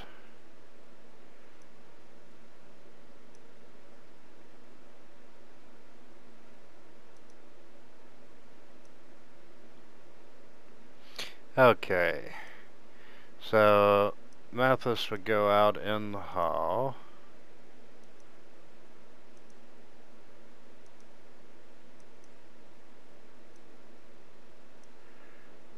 He would go back. You would go down. He would go down. He goes up there. The dire wolf.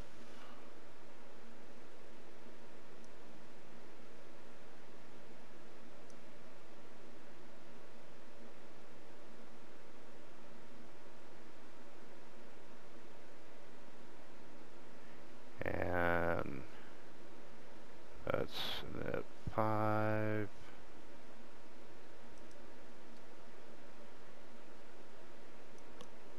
Okay, the dire wolf is up. He's still hostile. Yeah. And then we'll make a note. Do not delete from tracker. Okay, he's friendly and you have the sheet. I got my sheet. Alrighty. Okay.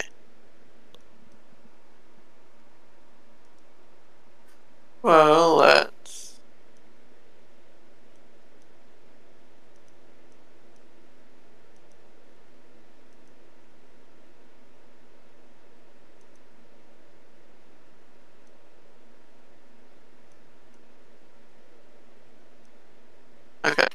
I am going to bite. I'm gonna bite Elizabeth first. Start with your Constitution. Ready? Save, yeah. Yes. Yeah. Save. Sorry. Oh. And you, sir, are poisoned until the start of your next turn. Now I have a question. Flanking would cancel out the disadvantage. And then... Good. Correct. Correct. And then a wolf has pack tactics, which means the wolf would have advantage on attack rolls against the creature if its allies is within 5. So how would that work? Would that just be a straight roll, or? No matter what, if you're at a disadvantage, only one advantage, you can't stack advantages. Just because you have pack tactics and somebody's flanking it doesn't give you a double advantage. So you just have a single roll. Okay.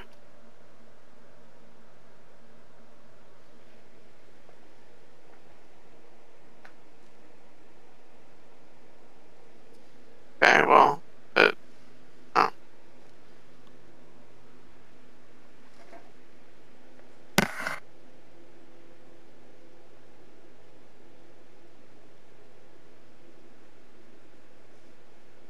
Oh.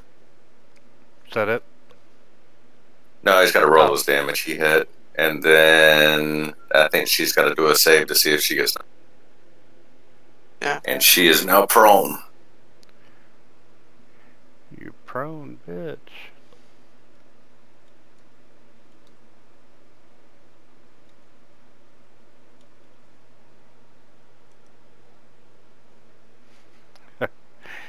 Yeah, I turned the wrong icon, didn't I?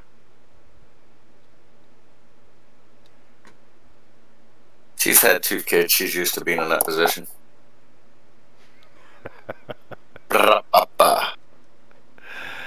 Alright. Alright.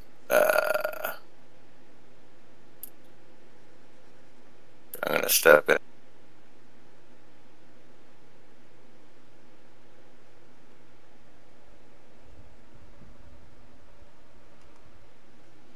And then growing my fingernails real long, and I'm going to take a swipe at good old Goose.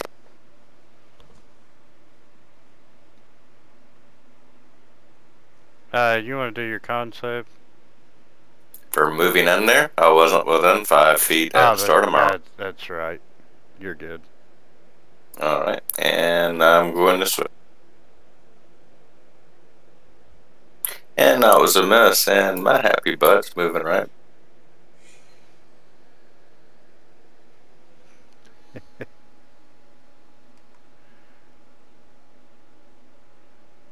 And Ulrich is...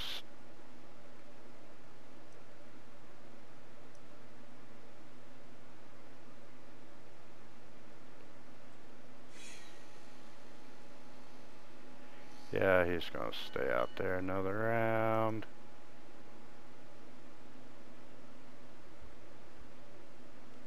And... Okay. Elizabeth is going to stand up.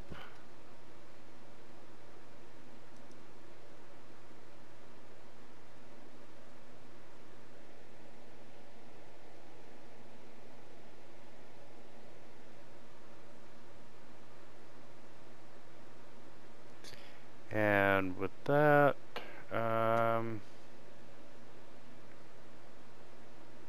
yeah, she's gonna go after the big one. The dire wolf manages to hit with the claws,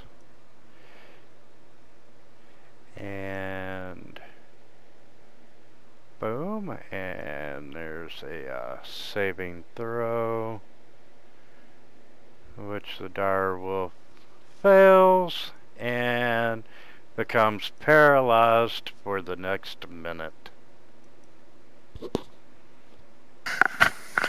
Ooh.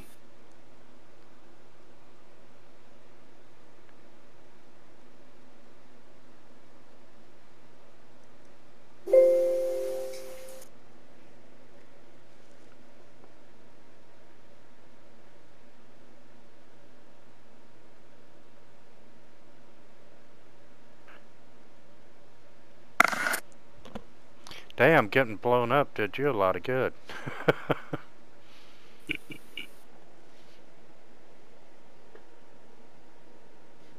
And Gustav.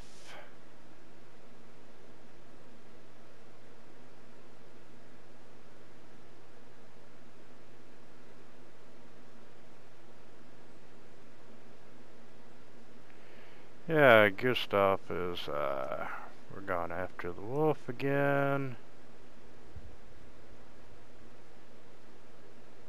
Nope, you're paralyzed, you're paralyzed, you're paralyzed. He probably would realize that. So yeah, we're gonna take 5 foot. And we're gonna try to claw and miss. And you are no longer poisoned. Amazing. And I need you to Make another con save. Yeah, make another con save, because until you succeed, you're not immune. I'm poisoned again.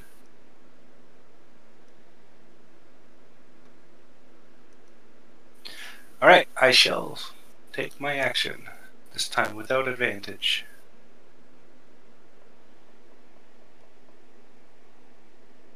And I will flurry of blows on this one.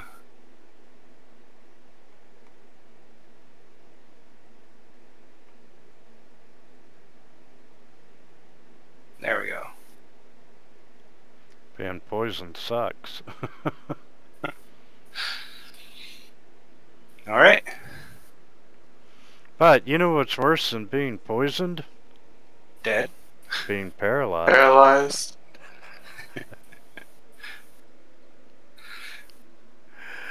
Make your save. Save. Oh, at the end I'm of it. paralyzed. I'm not going to be able to do anything anyway.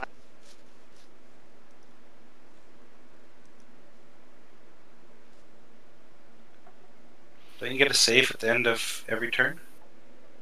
Oh no, I'm thinking of hold person. Yeah, he's paralyzed for the duration. No, he's not. Or is it every turn? Target can repeat the savings throw at the end of each of its turn, ending the effect on itself on success. You need to make another con save.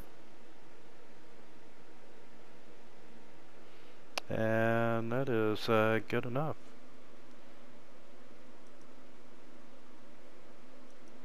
Now I have to make a con save.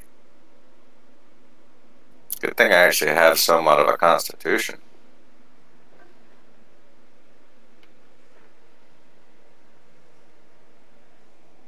+4. Impressive. Well, con's one of my primary saves. Still not feeling too good, though. Yeah, you did pass.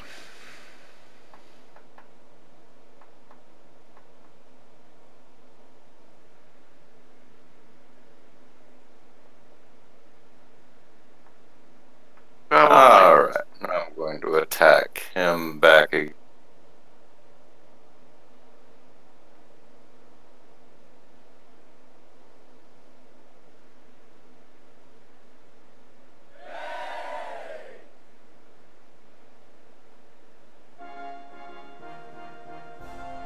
Would have been nice if I rolled 2 10s there.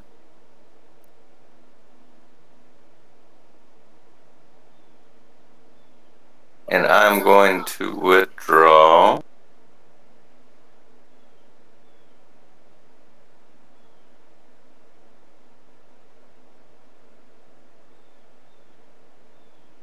Move me.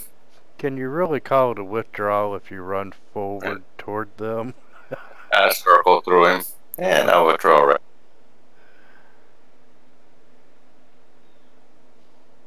Or should I say I move through him and then as a bonus action I withdraw actually after I'm on the square. How about that? That sounds good. Okay. Yeah, Ulrich is just gonna sit it out for a bit.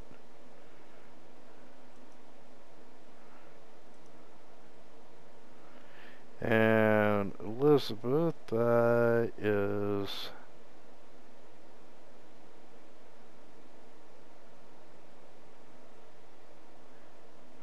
gonna try the claws against Mathis, and does hit.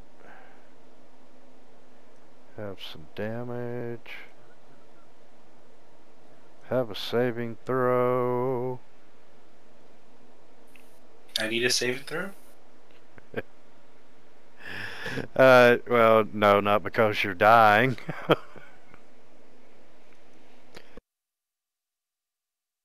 Oh, you mean Otherwise, Gulliver needs a saving throw? No, he hit you. Alright, what kind of saving throw? No, we're good. We're good. Alright, first yeah, you're not going to be paralyzed and unconscious. First thing I'm going to do is I'm going to use a bonus action to cast Healing Word on Mathis. Right after you do a con saving throw. I already passed it. He passed it the first time. So I'm immune for 24 hours.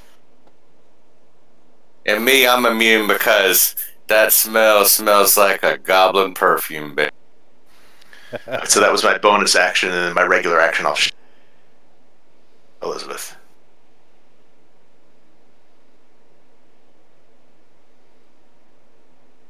And that's my turn.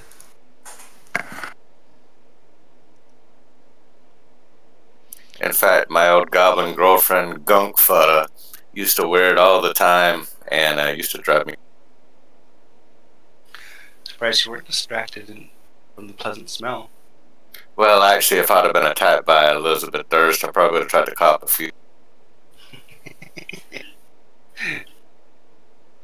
And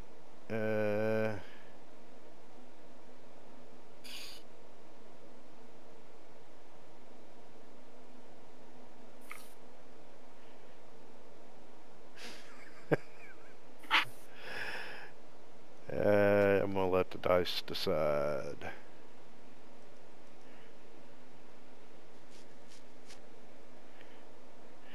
Gulliver, it is just not your day. Ooh, and he missed.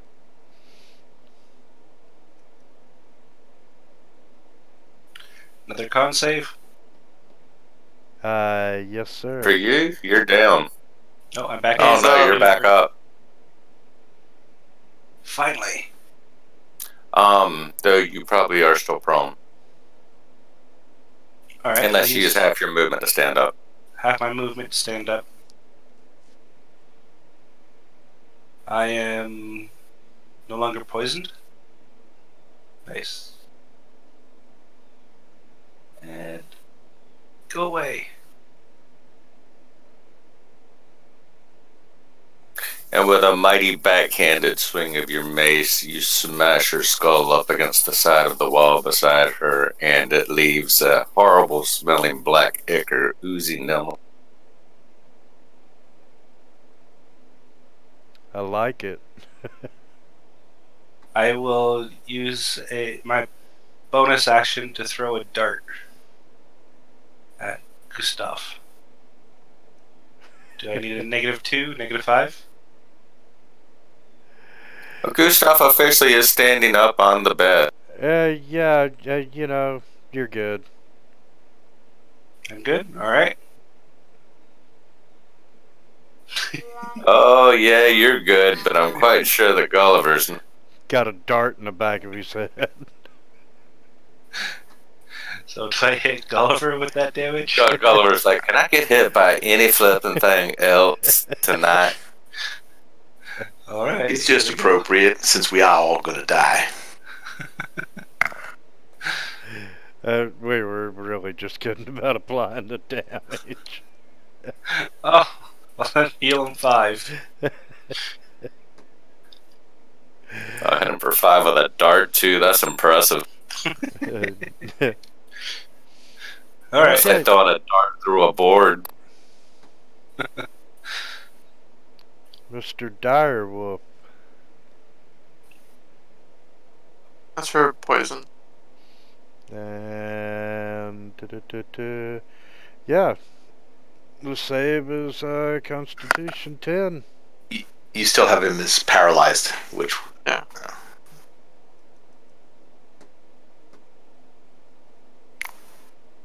Okay. Advantage because of pack tactic.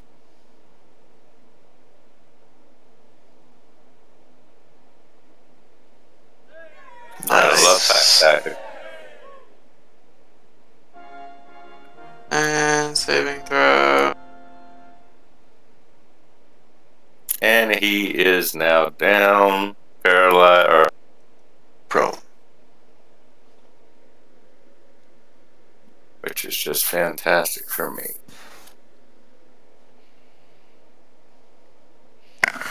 Okay. And Voltox moves in and says, "You may smell good, but you bite hard."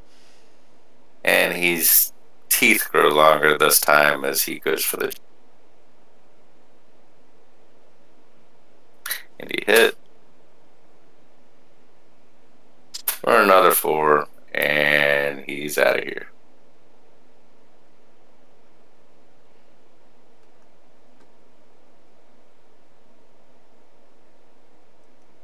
Ulrich von Helliger Sturm Bottom the Third. Alright, and so he's prone, so I have advantage.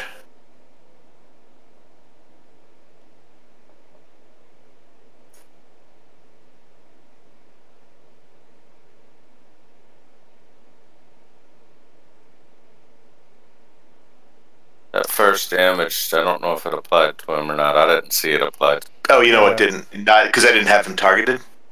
Ah, okay, okay. So, but I'm pretty sure a 19 and an 18 hit him. Yes, sir. They did. So if you would drag the 6 in the air, I can probably drag it on him.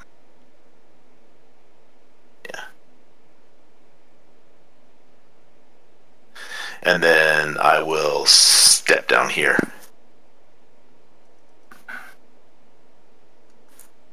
Don't want to risk another dart. I'm trying to make space so that you don't have to throw it through my head to hit him. And Gustav is going to stand up.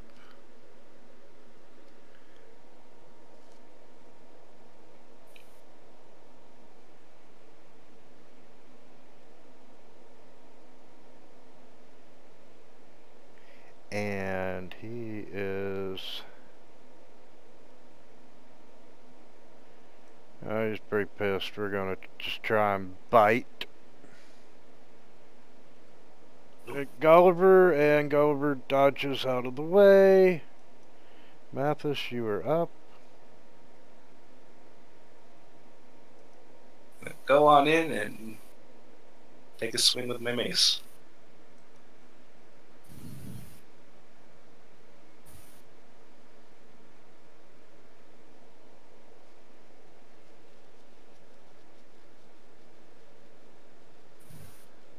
Oh yeah, ones. I like my ones. Alright. Bite the gas again.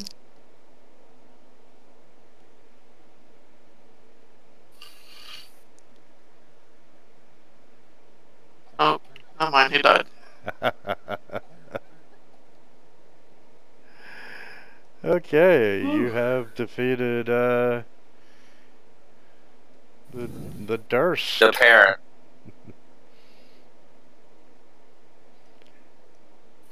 At least now we know what happened to the parents.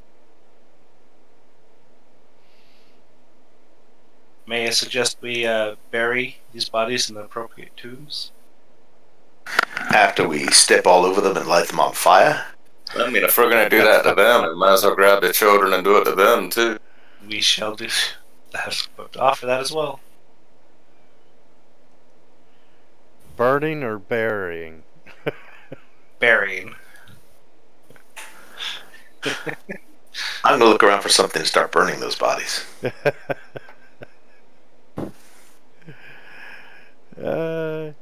Okay.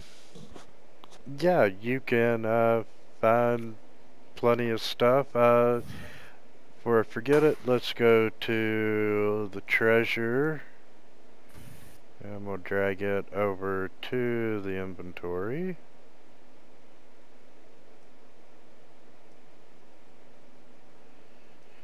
And there was Alchemist Fire, a chain shirt, a cloak of protection, a lantern, mess kit, 4 potions of healing, set of thieves' tools, and a wizard's spellbook.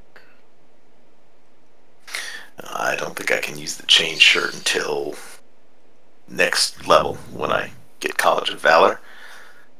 Yeah, so I only have light armor at this point. If you go with College of Valor, you decide which one you're going with? Yeah. I guess you are. Why am I even asking? Yeah.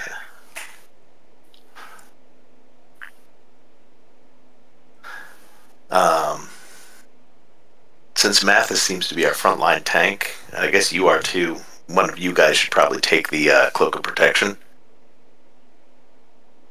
Well, the problem with me is the only way I could get the benefits of it is if the animal form I'm using. Yeah, I met Mathis or Voltox. Yeah, you're going to be Baron. Yeah. All right. I shall take it since Voltox already has a lovely tiger cape. I could wear it underneath my tiger cape. All right. Shall we? You take it. Go ahead. Do we want to stop and take a short rest? I have song. We took a long rest. I have Song of Rest, so if we use it and you can you expend hit die, you get an additional 1d6 of hit points back.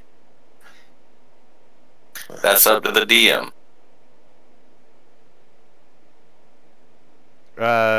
Whether or not you take a short rest.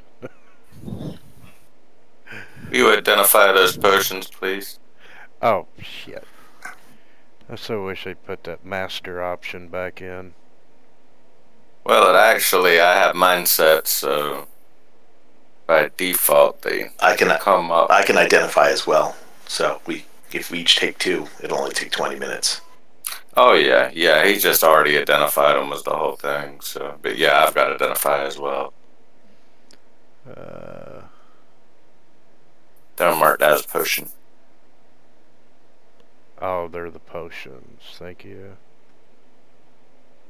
And the cloak is unidentified. I am taking one of the potions of healing. I am taking the alchemical.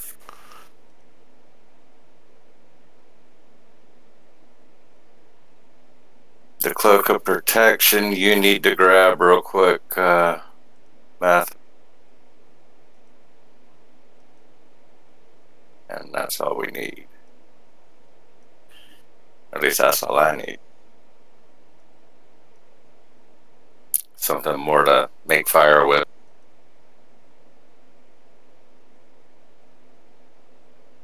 Do I have to attune the cloak?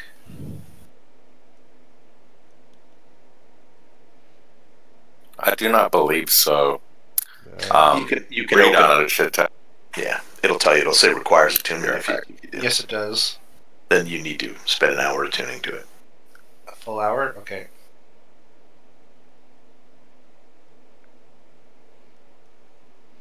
Okay, did you all want to do a short rest? I think that would be a good idea. Anybody who spends a hit dice while we're doing the short rest, I will play a Song of Rest on my flute. So anybody can take anybody who spends a hit dice gets an extra 1d6 of hit points back. All right. How long? Short rests? An hour. An hour? Okay. Yeah. Well, then I go back to my original form. Well, if it's an hour, does that mean I'm attuned? If that's what you're doing during the rest. Would I still recover hit points? Yeah, you spend the hit dice at the end of the. Yeah, all the short rest is just represents a period of light activity, rest, recovering. So sitting there and attuning magically to your cloak, so long as you're not standing up and running around and fighting. At least that's how I always rule it. That's Winter's campaign. He is the DM.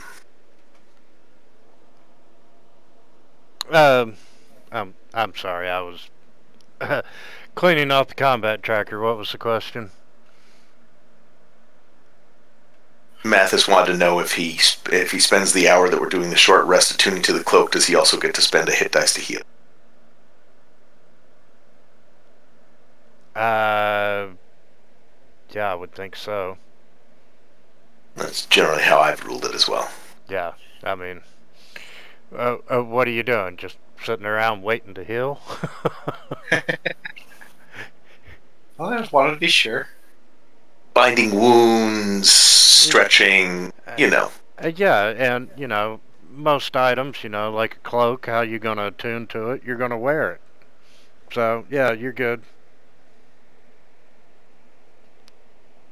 Yeah.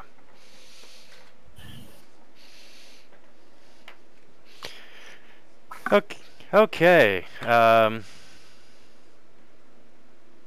Yeah, y'all definitely need to perform some healing.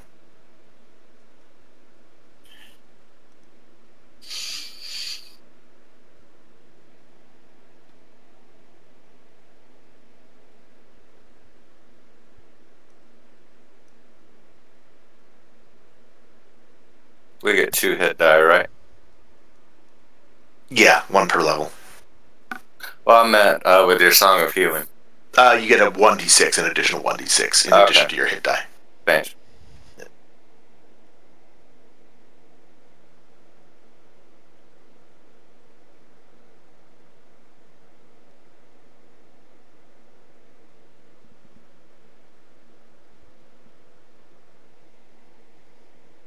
Alright, guys.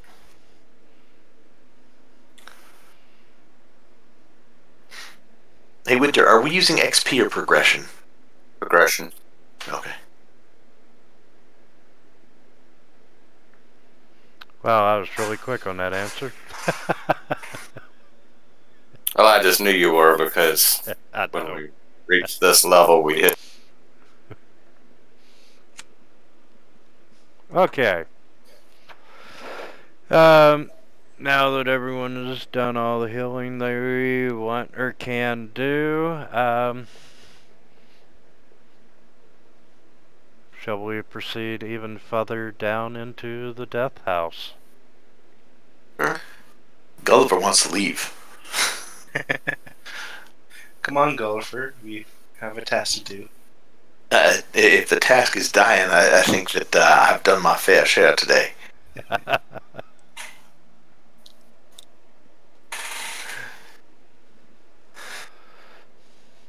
Very well, let's resolve this spectral crisis and move along, find our way out of this mist. I've lost my appetite for this town. Oh, did we ever search that room with the statue? No. Yeah, let's talk about that real quick. I warn you, don't touch that globe. Oh, what would happen? Bad things. Alright.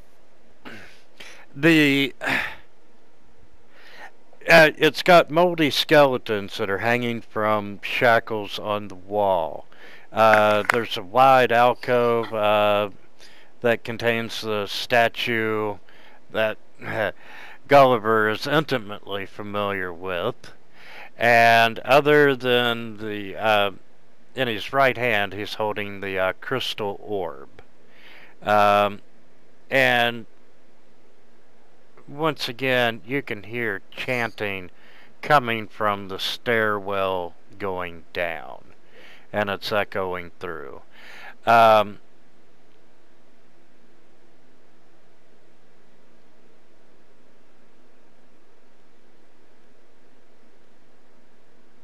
And you want to make a perception or investigation to search the room.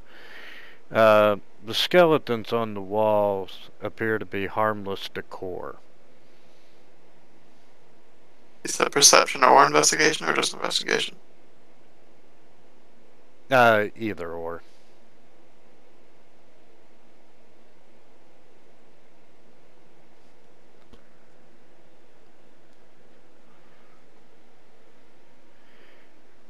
Okay, yeah, other than the orb, you're not finding anything. Alright. Well, just being thorough. Let's head down. Okay, wait a minute. My bad. You do find a concealed door in that room. Right there, and what it is, it's a hidden trap door. And let me unmask it. And the trap door contains a ladder that leads up one level. You know, it's a way out of the dungeon level. Easy access up and down. Oh, alright. Other than the orb, which I'm going to throw in the party sheet as well, because it's worth 25 gold pieces.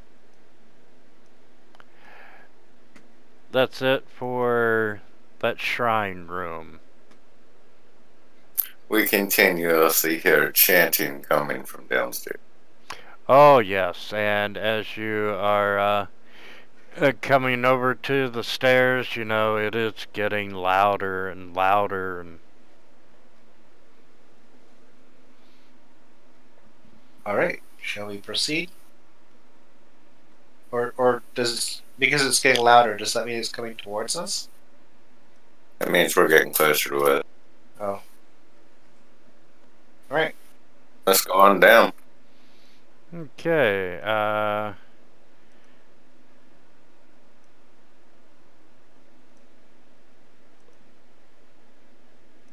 give me just a second, I'm going to close out a bunch of damn windows.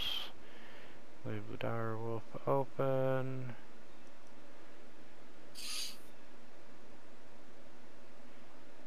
And you're going down the stairs, and it comes to a landing, and it turns, and it opens up into a larger room. There we go. Go ahead and unlock tokens if you got a sec. Yeah, it's gonna drag you all down there. You know where you're going now?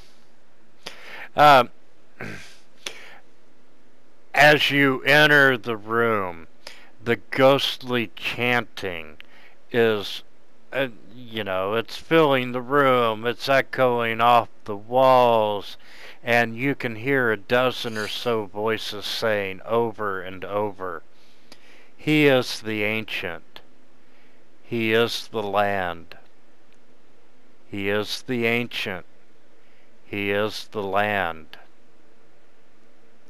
And you see all these niches cut into the wall, and there's 13 of them, but they all appear to have something different in each one of them. I'm going to search the niches. You know, being the interested, you know, goblin that I am, I want to see what's up. I'm getting nowhere near the niches. I'm going to stand in the dead center of the room with my hand crossbow out, waiting to be jumped. I'd advise looking straight up before you do that. Looking up, looking down, in case there's a magical looking straight cloaker or a grabber. Or yeah. You see a 5-ton vertical rock hanging by a chain above you that could fall at any time when somebody's grabbing stuff from. But you picked the perfect place in the room to stand. I'm just kidding. I made that up. Okay. Unfortunately, Voltrox is going to examine the niches, and you find a small, mummified, yellow hand with sharp claws on a loop of rope, and, you know, it looks like a goblin's hand. On a loop of rope? A goblin's hand? Yep. Ooh, this be from Great Shaman Ugluk. And I'm gonna put it on like I'm wearing some magnificent amulet, like a holy. Are you taking notes there, Mathis? I figure he'll remind me when I get to start updating it. There's a knife carved from a human bone. There's a dagger with a rat skull set in the pommel. There is an 8-inch diameter varnished orb made from a Nothic's eye. There's an aspergillum carved from bone. A folded cloak made from stitched ghoul skin. All of the stuff just sounds perfect for Voltox. A desiccated frog lashed to a stick. Although, you know, it really does kind of look like maybe a wand of polymorph. A bag full of bat guano. I'll have good fun with that one. Knock, knock. Who's there? A hag's severed finger. A 6-inch tall wooden figure of a mummy with its arms crossed over its chest. There's an iron pendant adorned with the devil's face. There's a shrunken, shriveled head of a halfling, and a small wooden coffer containing a dire wolf's withered tongue. Alright, so I want the rat skull dagger. I'll come into the party sheet there for you.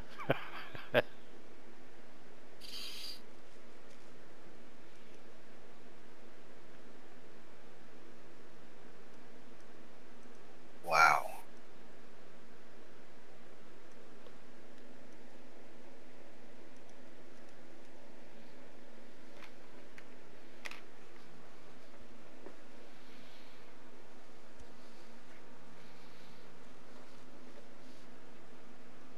The shrunken halfling's head. Oh, I can't create a adventure log.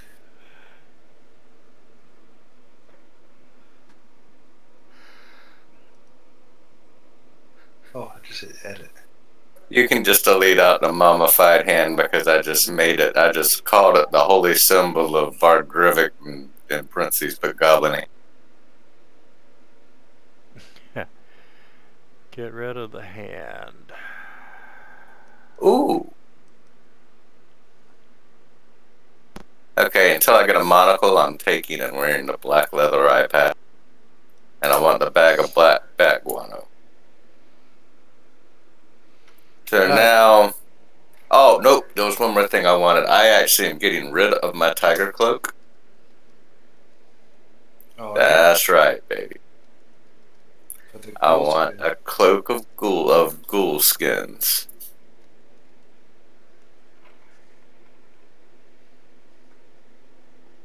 Yeah, I figured out how. Okay. I'm gonna have so much fun with this bag of bat guano. And where are you all currently at in the room now? I will say I'm here. I'll be right. Oh.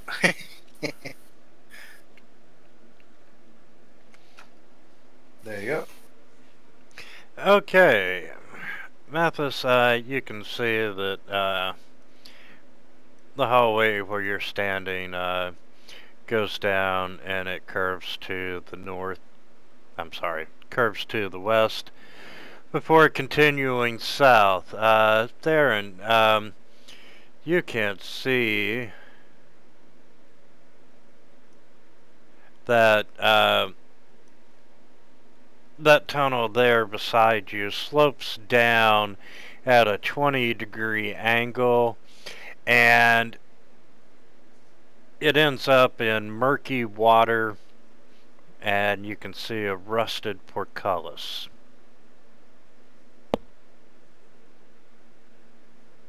Hey guys, there's a gate over here. I don't know if we can open it or not from the side, but...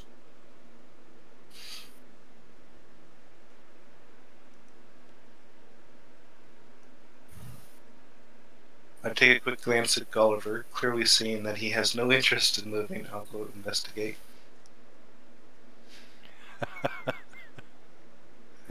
Is there a way to open this? You see the tunnel's blocked by this rusty iron portcullis, and yeah, you know, you can see that, you know, it's attached to some sort of mechanism, although you the lever to activate the mechanism is you don't see. But you figure, you know, if you put your back into it, you could probably lift it.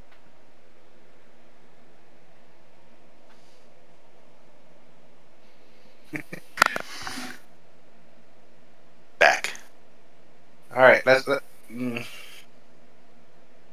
let's make sure no one will sneak up on us first. Well, I mean, you can see through the portcullis into the room. Alright, well... I'll go ahead and give you that description since you are down there. Okay, now that looks much more interesting.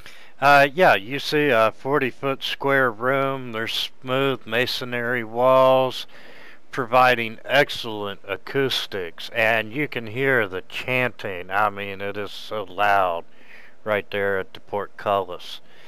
And you see these featureless stone pillars supporting the ceiling. There's a breach in the southern wall that you can see. Murky water covers most of the floor. You can see stairs leading up to dry stone ledges that hug to the walls. In the middle of the room, more stairs rise to form an octagonal dais that also rises above the water. And rusty chains with shackles dangle from the ceiling directly above a stone altar mounted on the dais. And you can see the altar is carved with hideous depictions of gasping ghouls, and it's stained with dry blood, and you don't see anybody in the room. But I hear voices. Oh yes, he is the ancient. He is the land, and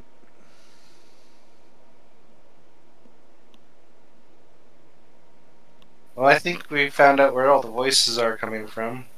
But since they're currently locked behind this gate, did you want to investigate the rest of the basement? Yeah. Maybe we can find our way around the gate. Alright.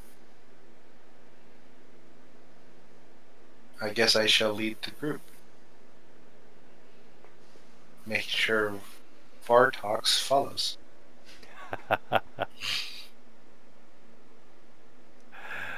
He's too busy playing with his guano. I'm actually planning on who I'm going to throw it at. Or knocking on a door, lighting it on fire, leaving it at the door and running.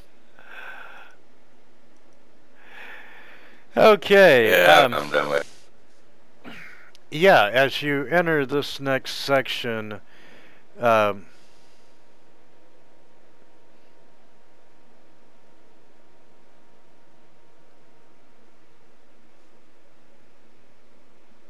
sorry. I clicked a button and things went haywire for a second.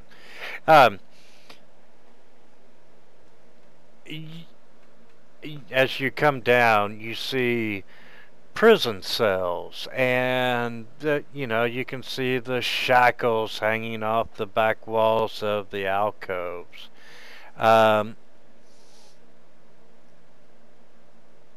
You see bones on the floor.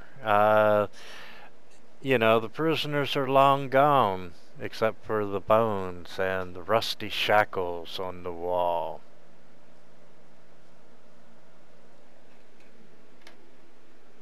Okay, I will make my way down, checking for any traps.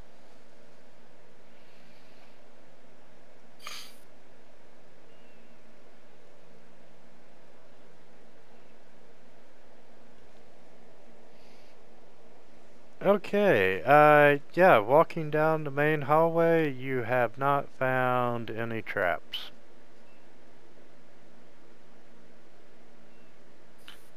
Would I know... Hey, Vartox, do you think one of your door openers could blast a hole through one of these walls? Might be safer going through the wall than through the gate. Me never try for it. They look like solid wall, though.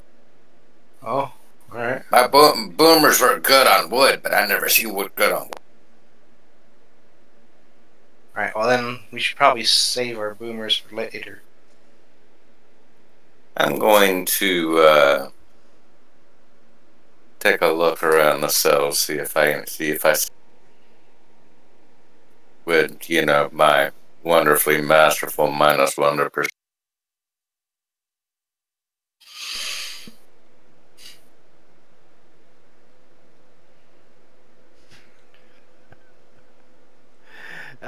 Yeah, you're just finding bones on the floor and rusty manacles.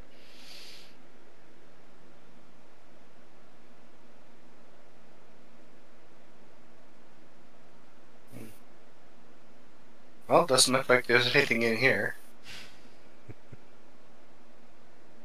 Oh, we're definitely not getting to the portcullis. So. Well, if we have someone strong, they should be able to lift the portcullis. Oh, the only way I could be strong is if I use that shade shift. Before you all move out, do you want to search all the cells? Yeah, let's search them all just in case. Gulliver's standing watch with his hand crossbow out, looking back at the other room. His searching days are done.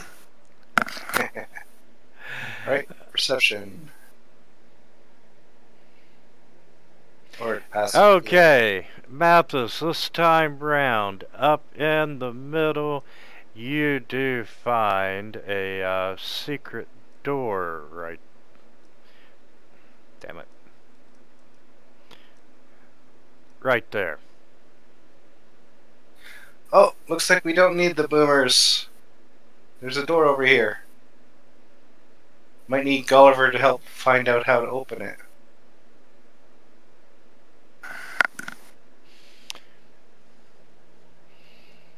Gulliver, we need you. And what do y'all need me to do? We found a door. You're better with doors. Maybe you can find a way to open it?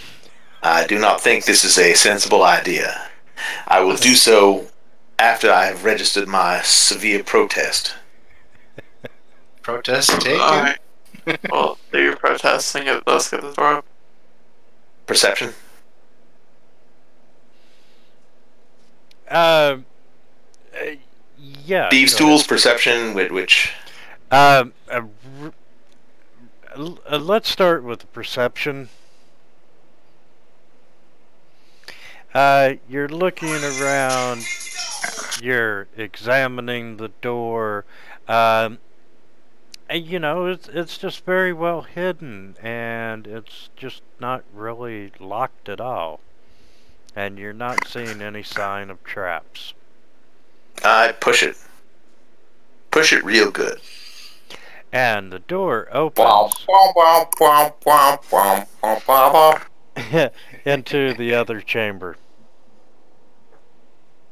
I sprint backwards and pivot around the wall.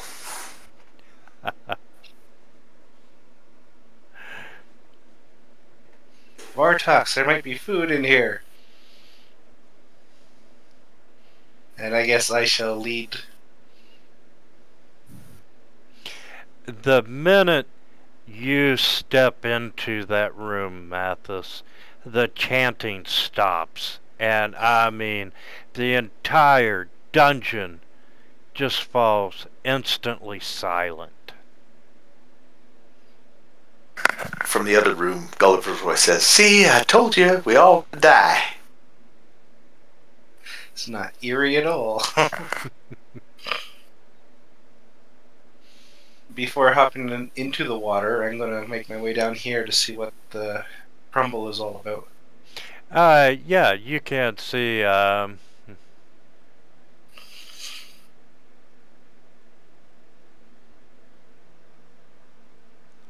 let me find it.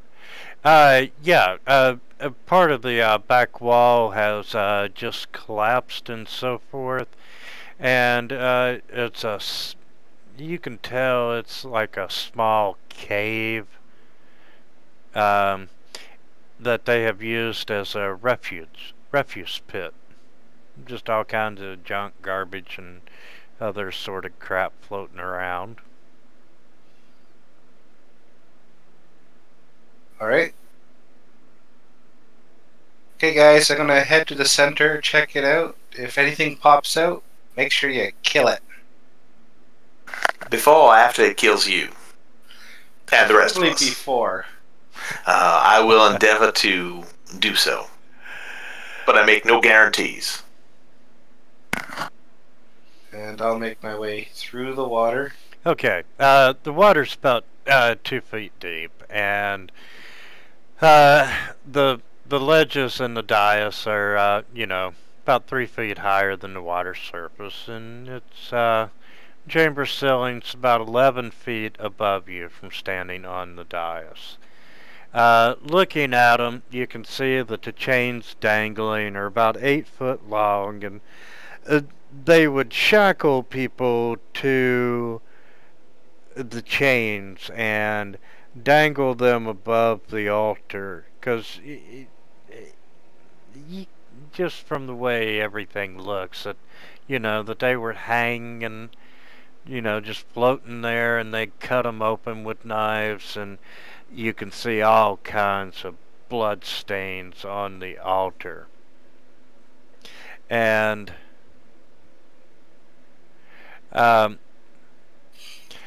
when you get on top of the dais, the chanting starts once again, and there are these 13 dark apparitions that appear on the ledge and on the ledges overlooking the room, and each one resembles a black-robed figure holding a torch, but the torch's fire is black, and it seems like it draws light into it. And, you know, being curious and a little afraid, you're trying to see the faces of the hooded beings, and all you see is this black void where their face should be. And they're chanting over and over, "One must die, one must die, one must die." Over, I believe you have that wrong. All must die. All must die.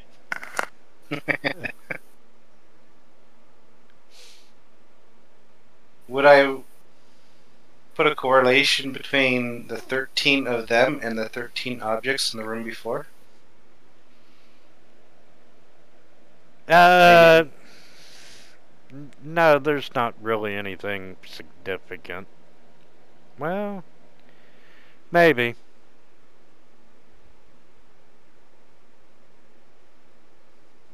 Alright. Valtox, why don't we put your finds, your curios, on the altar? I'm going to toss a produce flame firebolt up there, see what happens. At the altar or at the people? At the people. Yeah, you toss it up, it goes up, it makes a little bit of noise, and they're just still standing there chanting, "One must die. One must die." Well, I suggest Ulrich dies. Pass me the shriveled head of a halfling. I'll place it on the altar. No, my head. And, a religion or even an insight check right now would be good. Alright, I can do an insight check. In the open? Yeah, that's fine. Oh my lord.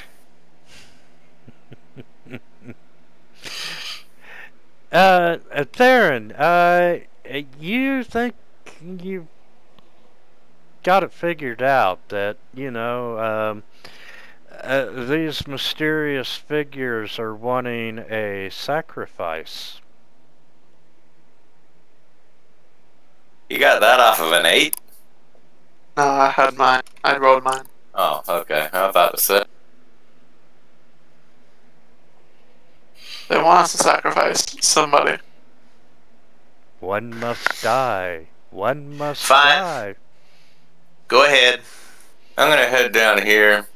But and then we're start even for taking up. we're even for the sphere earlier, and I'll go lay down on the altar. Get off the altar, Gulliver. You know you feel bad about it. Oh, yeah. I'll start opening up my shirt to kind of bare my heart. Just be quick about it. Hey, Bartox, you find any, like, rats or anything over there? I am standing on a pile of offal. Okay, yeah. Okay, I'm just taking a poop. I'm sorry. All that excess gas I've eaten lately is giving me gas. So, I'm just trying. Not to mention that big piece of Matthias. Oh yeah, the chunk out of my leg. Okay, Gulliver, you're laying there, offering yourself for the sacrifice, and Theron, you kind of look at Gulliver and it's like, I think one of us have to kill you in order for the sacrifice to work. Oh, well, if that's the case, I'm not interested.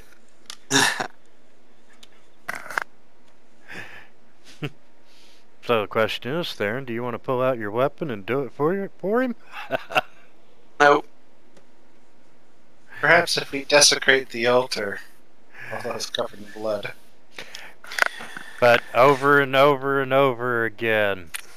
Ulrich, will you be able to heal me once I am deceased or have sacrificed?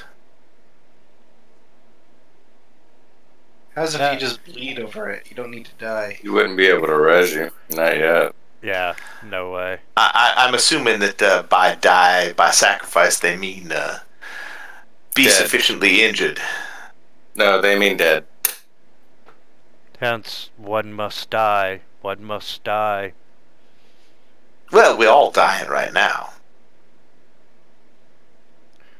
And guys, come over here and check out this big pile of junk I've found.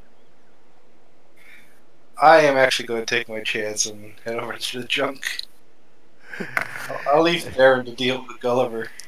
Okay, when you step into the water, Mathis, the chant of the cultists change, and Lorgoth, the Decayer, we awaken thee.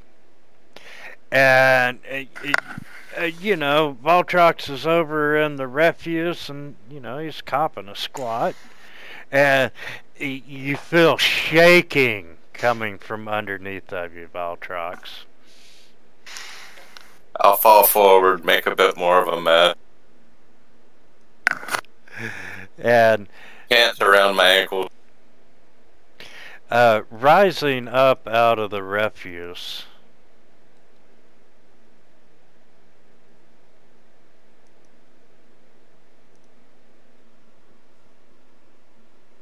It's Swamp Thing. Probably doesn't smell too good right now either. Does it actually have a living being being absorbed out of its back, or? Not right now, but I'm sure it will very soon, considering I'm the closest. absolutely. But, I wonder what that boomstick will do from inside the creature. Yeah, I'll find out the hard way.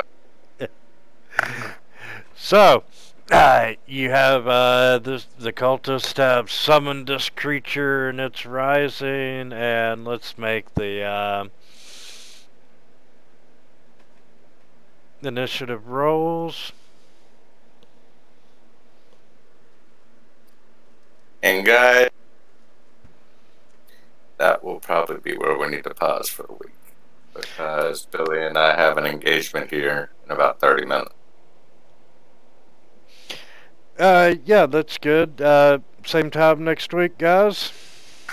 Next week, I think I am going to miss because I believe I'm going to be in transit to Cincinnati, Ohio. Oh man, I'm sorry to hear that.